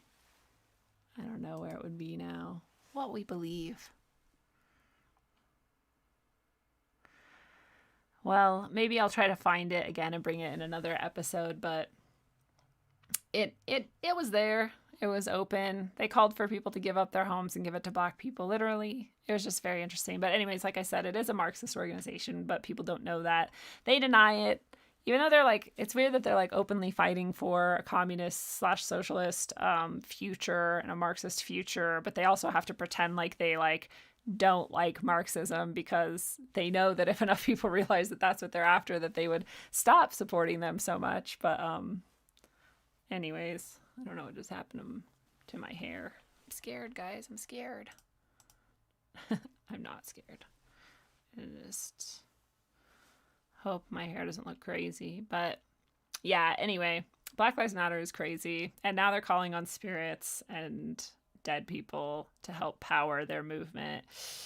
There's a reason why these things take off, and it's because they're well funded and they're backed by the right kinds of timings and spiritual, what do I want to say, invocations to make it, powered in the right direction for them.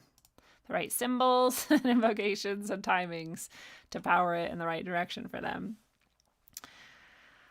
So God, yeah, we're headed towards a burning, fiery furnace of a future that's going to melt everything and recreate it in this Marxist wonderland. That's where we're going, guys. That's where they're taking us. So yeah, those craft that we see and that people believe are UFOs or are aliens, to me are the equivalent of what the Christian tradition would call fallen angels. They're disembodied spirits of some kind, and tricksterish. You can call them jinn if you want. You can call them demons if you want. But either way, it's deceptive. And even if it's not that, even if it is, like we're saying, blue beam or like HARP or some, combination of those types of technologies, that's also deception and control. And it's to the exact same end. So it actually doesn't matter to me which one it is. I've seen these beings pretend to be craft and shapeshift and turn into other things in daylight and in nighttime. And so I know they're not physical craft, in my experience. But again, it could be either. It could be technology or them, and it's still deception, and it's still towards a certain end. And so we just have to ask ourselves, like, why this? Why here? Why does it look like that? And what's the goal? And we know the goal with Project Bluebeam, at least, and those types of things, has been to get us to all like unite behind this like common enemy that we face. So maybe that's coming. They've been signaling it for a long time, like we talked about. And so maybe this is one more step towards it. Maybe not. Maybe it's nothing. Maybe it's a blip that we'll never get back to and won't matter at all. Could be. But if it is the Black Sun, we know Nazism was obsessed with esotericism that was masked as scientism, obsessed with science and materialism, but also like occult and esoteric magical traditions. But we know they're trying to bring about a new world order, both the Nazis and whoever you think is behind the culture shapers of today. And they're aligned in that. So it really is like a Fourth Reich. And they have talked about this perfecting a certain race that transcends all others. We know they're obsessed with bloodlines in the so-called Illuminati, or the controllers of the world. And so that's similar to the Nazis in that way. Bloodlines and racial to content is very important above most other things. And so, like we pointed out, some believe that they were blending Nephilim and human DNA to achieve that perfect race, or that bloodline that these Illuminati families are obsessed with is actually Nephilim bloodlines, that this is what's left over of these fallen angels or whatever you think they were, aliens or whatever, mating with humans, that this is what's left of that. And that's why they're in these bloodlines. That's what makes them this special bloodline. That's why they've kept their power over all of this time and their connection with those dark entities. But National Socialism was their political engine when it was, just Nazis. And it is their political engine now, too. This is their political engine to usher in all these changes that they want. It sounds so good. You're like, oh, poor people can get food and poor people can get free education and like we can all have jobs and stuff and like free houses and everything's great. It sounds really great, and it all ignores that there's a lot of destruction and it's complete control of people. There's no freedom in this system when it's like this. There's no personal responsibility and there's no freedom. And I myself value those things above all else. And so National Socialism is not the thing for me, at least. And that's their political engine to usher in all of these changes, all of these controls, and all of this stripping of our freedom and our personal responsibility. And it's steeped in all of that occult and esoteric symbolism as well, all along the way, all throughout history. So I think we do see the Fourth Reich's shadow upon our political theater today. And perhaps the fires, anomaly, and political upheaval with division and calls for National Socialism are all part of the engineered and occult workings of this same historic trend. And when I say perhaps, I mean they are. They definitely all are the same thing. They're all headed the same way. They all ask you to vacate yourself as a human and absolve yourself of any spiritual connections in order to achieve this glorious new future in which everything will be provided to you. And all you have to do is burn down the world you're in now and abdicate your soul. It's cool. It's crazy. It's just, this is where we're headed. So that's how I tie all those things together myself. But I'm just going back. You guys suddenly got really chatty. I think the last thing I read was the beaver comment. It's not a joke. It's real. That's insane. That is insane. They just dumped beavers where? Why? I love it. The Drunken Fool says, if you're a racist, just go to your local non-POC cafe. They did do this non-people of color cafe, which I think is so awesome. Not because I actually think it's so stupid to ever divide people by skin color that, I've always looked at these trends we have where they're like, these are people of color only because it's our time and we need this space and you've dominated all of history, so you white people can't come here. And it's like, cool, if you need to segregate yourself, like, whatever, go do it. But you're therefore to completely justifying the argument that it is okay to segregate by race and that there are times when it is totally appropriate to say that this is a blank skin color only space. And so I was just waiting for like white only spaces to be created. And here we have some now. They exist. So I support them on principle that if we're saying it's okay to have any race, be excluded from anything, then it's okay to have every race be excluded from everything. That's if you say it's okay, it's on principles. You said it was okay, so it's okay. But anyways, back to beaver dropping. Geronimo was the first beaver to be dropped as a test subject. He was eventually dropped again with 2 female beavers to repopulate. Oh, that was to repopulate beaver populations. This is rad. I should do a whole show on beaver dropping. Anyway. I hope you're right. My mouth shall speak the truth, says this. We're in the death throes of this old wicked system, and the beginning is nigh, and I like that. Either way, it's nigh. The end is the beginning, so.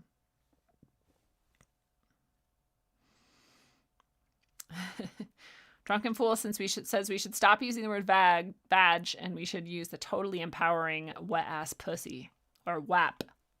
I thought whapping was jacking off, so it's interesting that they're like the same word now.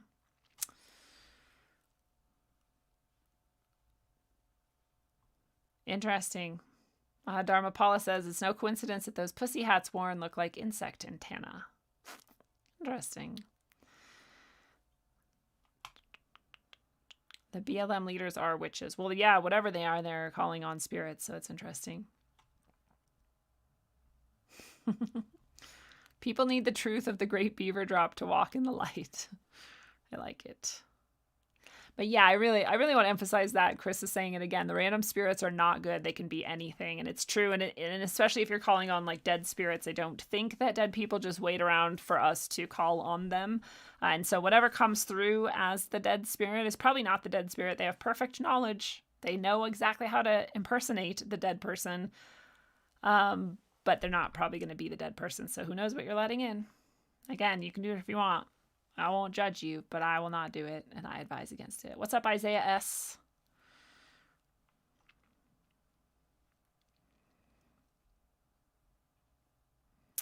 The 3 witches in Macbeth. Yeah, there's always 3 fates and 3 witches. And it's an old trope, right? There's the what is it? The maiden, the midden, and the matron. Is that right? Anyway, there's the young, the middle-aged, and the old. It's just a representation of time, I think, and the fact that we are all 3 things at once. It's the Trinity in like another setting.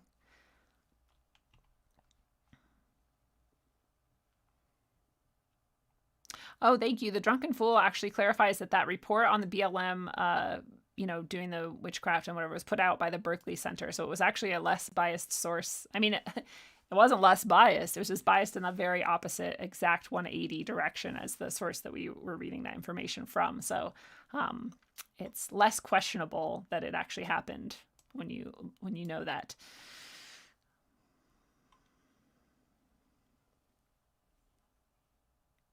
Oh, I passed the BLM thing. Well, shit, let's go back because I want to see it. Drunken Fool says back to the BLM page. Where am I? On the about. Was that here? About or what we believe? Shoot. Anyway, you said second from the bottom paragraph. Oh, but I don't know if you meant way up here.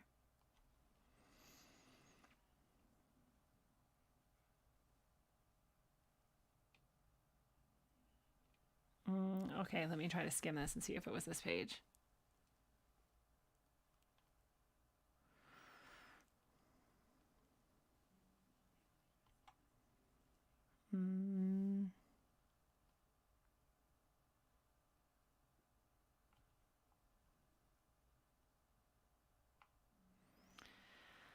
Transgender brother and sisters. It's funny because I've actually learned in a lot of Black communities, traditionally transgender people were just unapologetically like brutalized and just like cast aside. It's just kind of ironic that now there's this movement for specifically Black transgendered people. They dismantle cisgender privilege.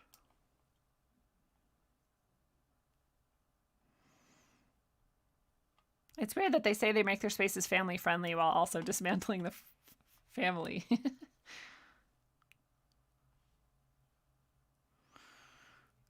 We dismantle patriarchal practice that requires mothers to work double shifts so that they can mother in private, even as they participate in public justice work. What? I know, I get that like some people are moms and have a job and like they have shitty partners who don't help or whatever, but that's not if it's patriarchal or whatever, it's that person is also participating in it. The person who's allowing it to happen and being with that person is participating in it and creating it. It's not like the man's fault that the woman let him get away with it. I wouldn't put up with that shit. I'd be like, get the fuck out of my house. If I'm going to do it alone, I'm going to do it alone. Anyway, I just hate how we like women have no responsibility at all for their partners. It's ridiculous. Oh, here it is. We disrupt the Western prescribed nuclear family. Thank you for making me go back, drunken fool. We disrupt the Western prescribed nuclear family structure requirement by supporting each other as extended families and villages that collectively care for one another. There's nothing wrong with that. That's cool. Like, have external groups of people that take care of each other. I do. That's rad. Do it. It's so cool to create communities that care for each other. I love that. But to say like that the Western prescribed nuclear family is a white cultural relic and that it should be dismantled, that's a different thing altogether. And that is not in this list so far. But that was what we believe. I wonder if about has anything else. Nope. Has a lot less actually. So let me see.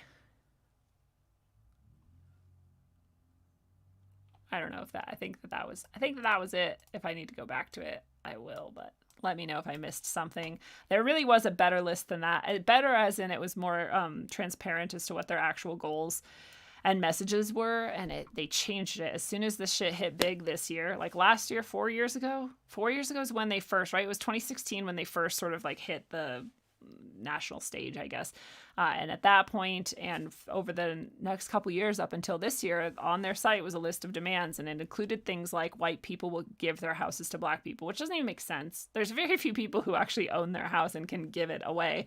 Like, I don't know what the percentages would be, but I'm going to guess it's something like 80% of people don't own their house. They are borrowing it from the bank and trying to pay the bank off so that they can own it. And we say that we own it, but nobody actually does. I don't know anybody who actually owns their house. I never have. I actually do know one person who owns a house, but it was because their father built it and then died and gave it to them. Like, that's a bit different. It's not very common. And so they would say that person has to give their house away somehow. And things like that. It was full of bullshit like that. It was all Marxist, and it was all propaganda, and it was all ridiculous, and it was just blatantly ridiculous. And it was very easy to look at it and say, well, those people are fucking crazy, and this is ridiculous. But they hid that, suppressed it, and or changed it since then. So, yeah, I love that nobody actually cares that George Floyd wasn't even murdered, maybe by that policeman, and maybe it was an overdose. Whatever, he shouldn't have leaned on his neck or whatever, but also that there's nothing about it was racially motivated at all. We have zero evidence of that, but somehow we're still holding that guy up as a like fucking saint. He like held a gun to a pregnant woman's baby in her womb, and he's a saint somehow because he overdosed on drugs while a cop that he knew for 16 years kneeled on his neck. Okay.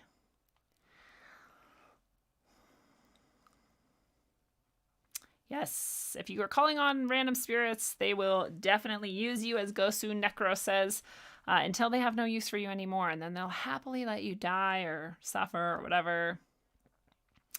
What's up, insanely good online bingo player? I swear to God, sometimes people make up names just so I will say them out loud.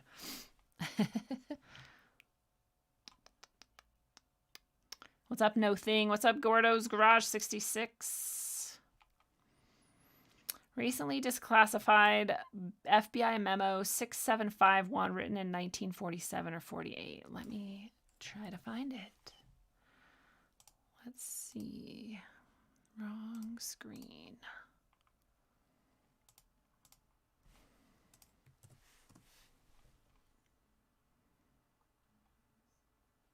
Memorandum 6751. Dating back to July. Oh, sorry. Let me show you. Let me show you too. Here we go. I'm sorry. For some reason, I don't get links. When you guys post links, they don't come through. So you have to just tell me how to find it. But I found it.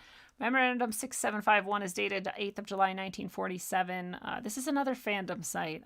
I don't understand this site at all, but so I have no idea. But anyway, 1947, declassified and released in 2011, acknowledges the existence of a supernormal presence.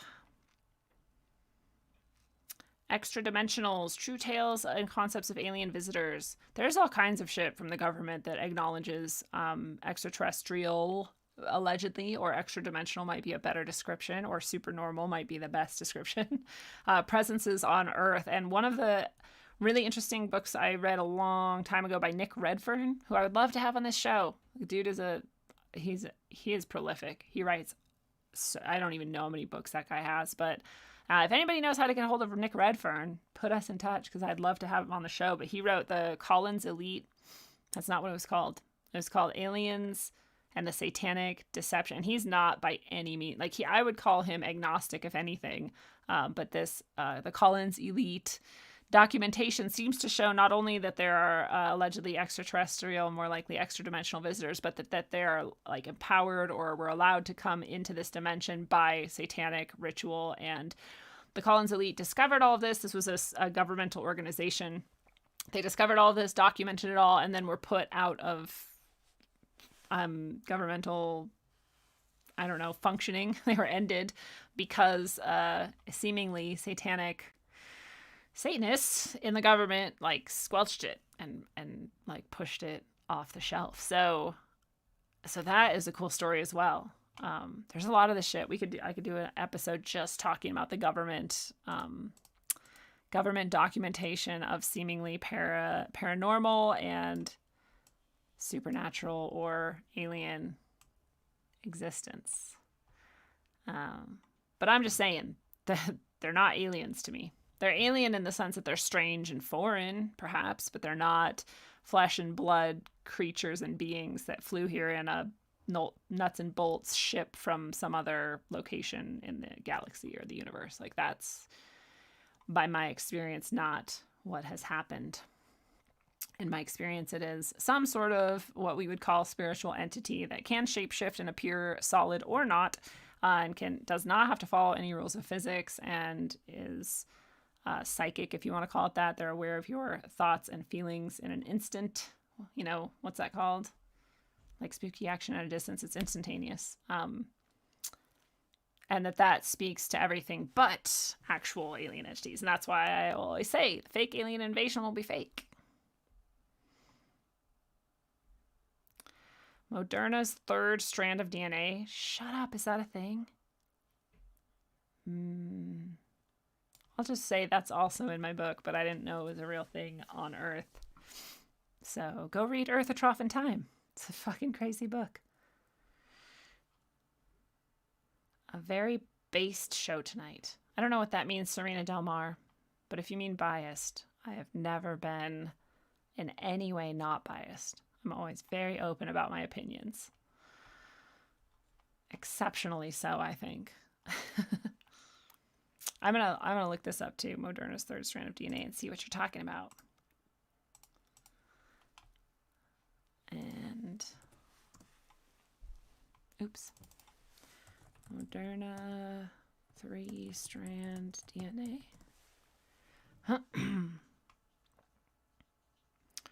Phys.org.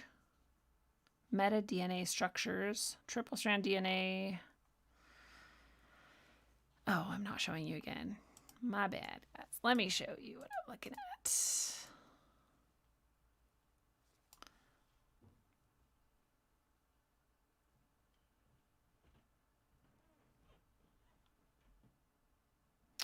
I don't see anything specifically about Moderna and 3-strand DNA, which does not mean that it's not there.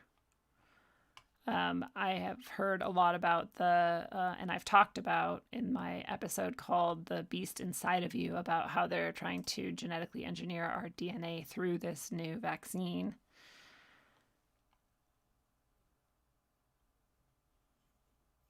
But this is my first time hearing that anyone is trying to create 3-stranded DNA, and it's blowing my mind exactly because it's in my book, even though I did not know that that was a thing that existed as a thought in the world. Seriously, go read the book. A 6-helix bundle of DNA. Oh, so they're going as far as they can go.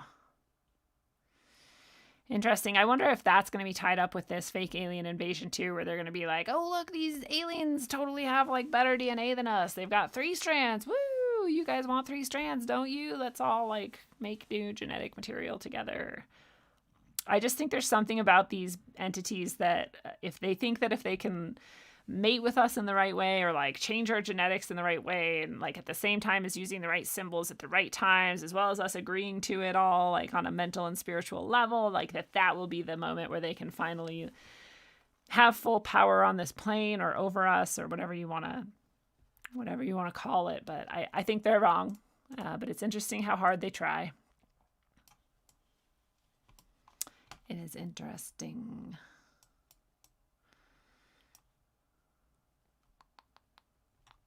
What's up, DS? Nice to see you tonight.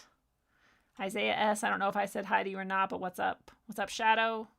Mother, Maiden, Crone. Thank you. There we go. Maiden, Mother, Crone, maybe, because then it's an order, right? Maiden is youngest, Mother is sort of middle-aged, and Crone is the oldest. The 3 stages of life. The Drunken Fool pulled out some quotes from that memorandum 6751 that we looked at, and it's that part of the discs carry crews, other are under remote control. They are human-like, but much larger, from another plane. That sounds like Nephilim to me, man.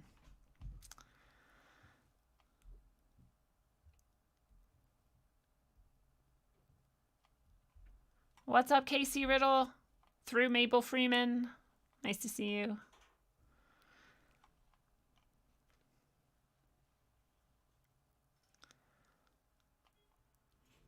What's up, Mateo? Putting Tang 2.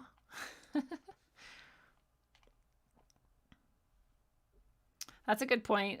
Putting Tang 2 says, the BLM philosophy about creating the larger family village for taking care of each other sounds a lot like the traditional structure of the church's communities. It's always about tearing down and then rebuilding. They're literally tearing down churches, and so it's a good point. You do like have to get into the roots of what a person is all about in order to get them fully under your control, right? So makes sense to me. I have to make people admins or whatever on this channel if I want them to be able to share links. Thanks for the tip.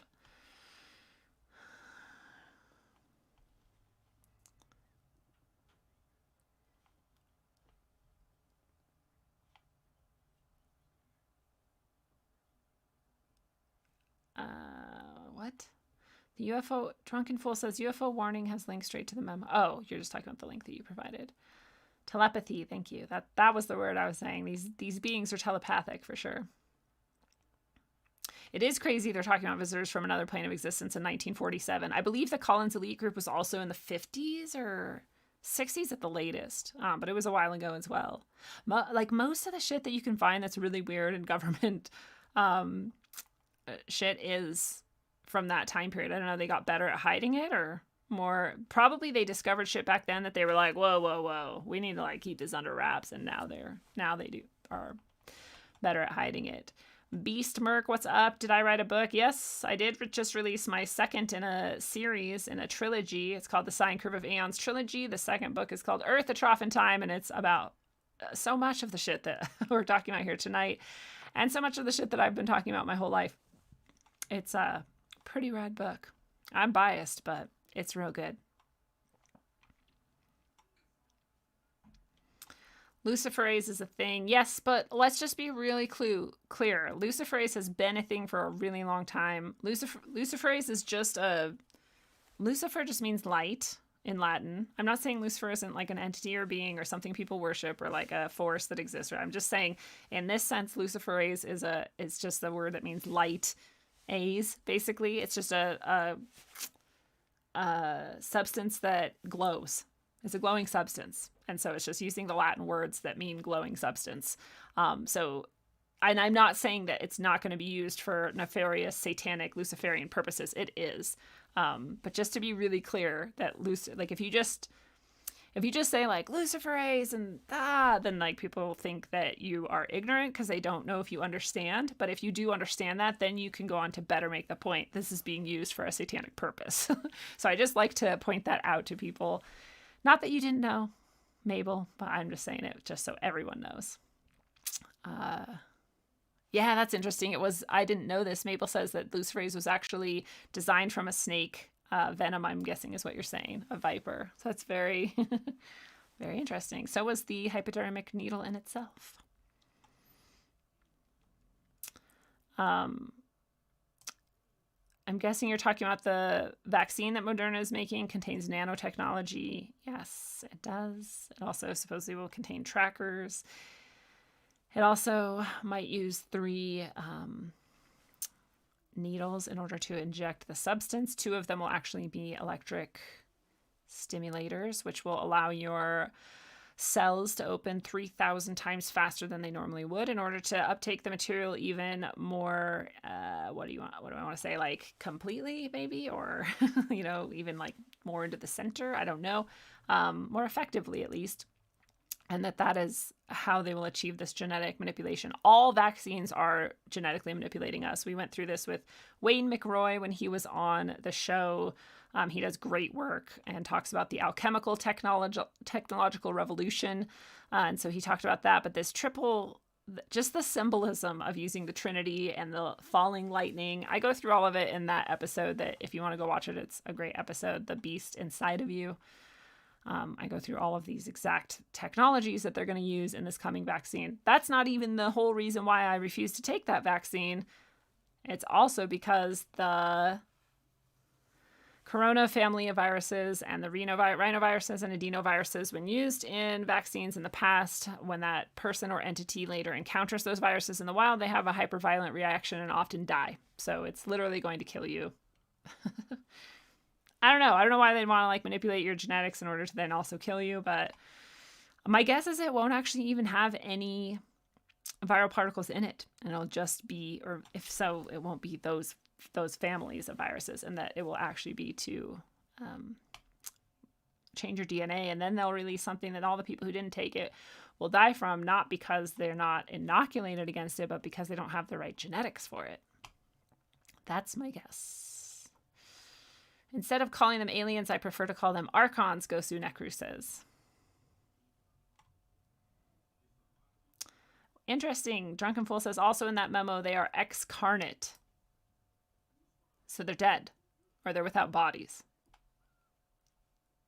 That does make them sound like Nephilim. It does.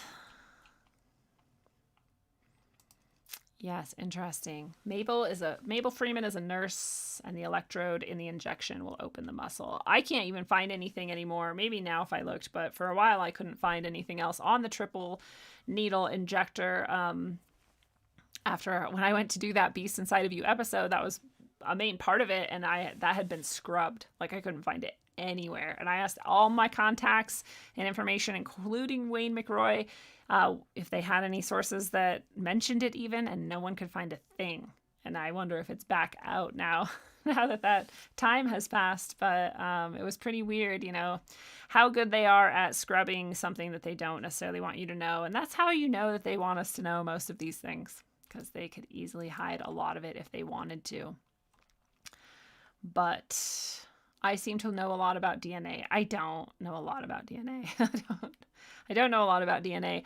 I know a little about a lot of things, and I see patterns, and I am fascinated, and I have an excellent use of logic, and that's what I have. I don't know a lot about DNA. Thank you, though. I'm glad I seem like I do. But yeah, we're gonna reproduce that DNA once they get it inside of us and get it changed up and then transform ourselves into who knows what. I'm just not going to take it. The end of that story. I hope you're with me in resisting that. I know it might cost us a lot. It might cost us our life. I don't know yet how far they're going to go with it this soon. If it's that time for them or not, if it's ready for the final push or not, I don't know. But it just feels like that. I think we all kind of feel like that. And so I'm kind of expecting it. I try not to expect anything with them, but I am kind of doing that. And, the tarot reading that I did for September kind of shows a bit of upheaval and control and, but it's September. We kind of expect that from them. So again, I'm wondering what tomorrow will bring, literally tomorrow, the 11th of September. And I'm wondering if some of the other numerically significant September dates might be important as well, including the 18th and the 27th, which have both been brought up. We'll find out, won't we? I'm really hoping for an end to these fires. It snowed here, at least, after it was 90 degrees the day before. And so it's been a bit cooler and much, much more damp. And so I'm hoping that that's sort of a trend that will continue and that we'll get to put these fires out. And it would be really cool if people suddenly saw through BLM as a Marxist organization and decided, even though they want equality and justice for all, that they don't want it through a Marxist movement. That'd be neat, too. Because as we've seen in this, not just in this stuff that we've looked at tonight, but in everything in our society, in our entire culture, all of our organizations, all of our media sources are all pushing all of this National Socialist agenda, all of the Green Revolution, which is National Socialism and worse. A lot of tyrannical and fascist sort of oppressions are all wrapped up in that movement as well. And it all heads towards where we knew they were taking us, towards Agenda 21. It's always all wrapped up in these occult symbols and these occult practices. It's always like hand in hand with them. And it often has these same undertones, always towards the same end of not just getting complete control of the entire world, but of the like spiritual and mental levels of humanity. They want our minds to be controlled, and they really always seem to want our spirits to be either repressed or oppressed or completely disconnected. We see it all over the place. And MK Ultra is like the worst example of it, right? We're like literally separating a soul, I think, from a body in order to allow other entities in. But even on like minor bases where we're just encouraging people to get fucked up all the time, like get drunk and get high and like evacuate your spirit and let other entities in. And so it just seems like there's this constant push towards all of those things. And I just, as we've seen in this episode tonight, and again, everywhere, it seems to all be coming together at the same time right now as sort of like a heightened, aspects of each of those different trends are all sort of coming together. And so it does feel like they are headed towards that final push and in all of these ways. And so, as always, we're in the same position no matter what you take from this and no matter where you're headed from here. And that is that we can't control any of that stuff. We can't suddenly stop these thousands of years in the making movements from accomplishing what they might want to accomplish. We maybe can, I'm not saying don't try. I'm saying we can't get so wrapped up in that we kind of like abandon our lives or our own spirits or our own minds for it. That's what they want, actually, right? So we want to remember that the thing we can control is ourselves always. And if we're very, very lucky, we'll be able to influence some other people as well. And we'll be able to possibly get them to consider some things or, look a certain direction and maybe change a few things in their lives. And that'd be great. But even that, we cannot control it. We can only control ourselves. And the hope that we have when we do hope to influence other people is that we are doing it by example, and that we're doing it by showing that we are clear in our minds and clear in our hearts and clear in our souls, and that we're behaving in this certain way and it's somewhat of a calm manner, so that people see that there's a reason that they might want to look at these certain things and think a certain way. And it really does get you more in touch with yourself and where you're at in your life, and where you are at in your progression as a soul in the world. And so, we want to focus on those things. And it sounds sort of petty to some people when we get as sort of high up as we just did, looking down on it all, and we're like seeing all the machinations. And when you bring it back down to the personal and you say what you should do is like meditate and and these sorts of things, some people I know just like instantly dismiss it, and they're like, no, we need to like organize, and we need to go out, and we need to fight, and we need to do all this. And I'm like, yeah, do all that. If that makes you feel great, do all that. I do public things like this and other sorts of things that I feel like are towards a similar end. So I'm not opposed to it. I just think it's very important that we all remember that, again, what we can control is right here, right now. And that we should use that control and we should use that connection that we have to ourselves in order to strengthen ourselves and our mental, emotional, physical bodies. The more we can make those things strong, well-balanced, healthy, that's the best that we can be. And it's the place where we're going to be able to do the best work anyway, no matter what we're sort of called on to do in this life. So it's very important, I think, that we always bring it back to that. What are you doing right now, right here, in order to make yourself healthier and better? You can't keep looking at all this stuff without taking care of yourself, especially people break under that weight of like just how much there is out there and how sort of bad and all encompassing it seems. And it seems like they're in total control, but it's always interesting to me because I look at their bullshit and I see like how their push towards certain things does the exact opposite of what they want, and I'm not saying they're like losing or that they won't accomplish what they want. I think they very likely might accomplish much of what they think they want, but that, for example, the whole COVID lockdown thing, it's like tons of people woke up because they're like, whoa, none of this makes any sense. Like, what are these people actually after? And so, things like that, it's like everything they do actually has that effect. It's super hopeful. It's like they can't help but be full of hubris, and that hubris always leads them astray. They always prematurely come. Always. They're always like, oh, I'm so excited, just like do it. And then it's like too soon and they fucked it up and then everybody noticed and they're like, oh shit, like kind of cover that up. Like, oops, let's try again.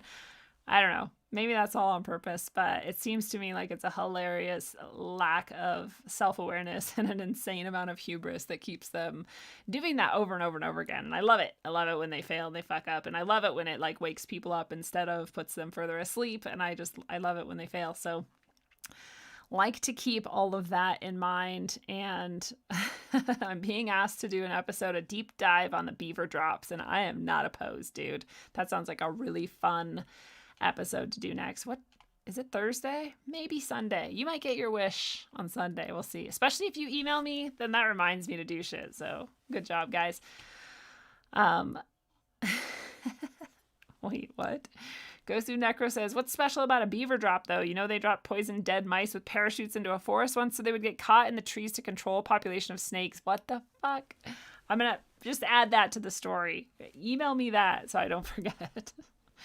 Anyways, until you are totally clear on the machinations of evil that are manifesting all around us and things as allegedly non-nefarious as a movie called Cuties with twerking 11-year-old girls, or allegedly non-nefarious forest fires that are caused totally by global climate change. We swear to God, not arsonists. Until you're aware of all the ways these evil machinations come forth and pretend to be benign or pretend to be something completely other than what they are, just like those entities that want you to think that they're nuts and bolts physical aliens from another planet when really they're something possibly much deeper and darker that have all kinds of their own ends. Just like all of that, until you can see all of that for exactly what it is and also walk in perfect balance with your emotional, mental, and physical body on this plane to be a shining example to all of those around you who can look and say, wow, there's an ultimate darkness that is so evil, but also look at that badass carrying the light through it like it doesn't even fucking matter. Until you can do that, travel well, aim for balance, and always look inside first. Mwah.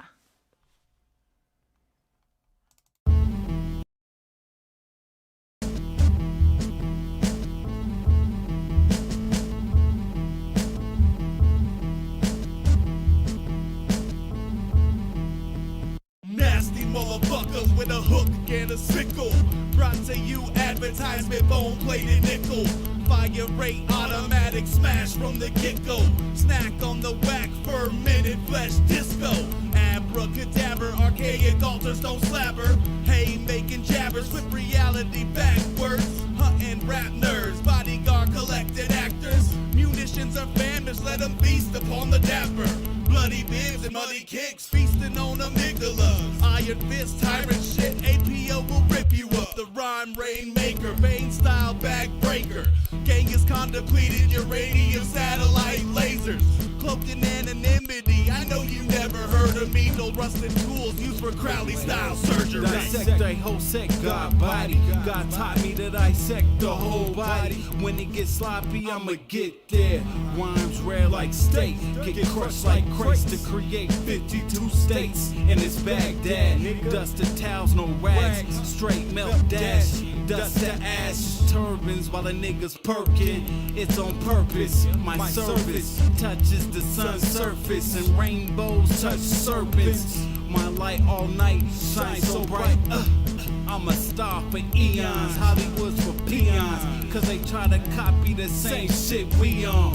Hey, I ain't done yet, lungs depleted and can't breathe, can't believe it. Trying to seek it while trying to peep it, it's a secret. Now you're nobody, label somebody, trying to claim John Gotti. It's yours truly, God body.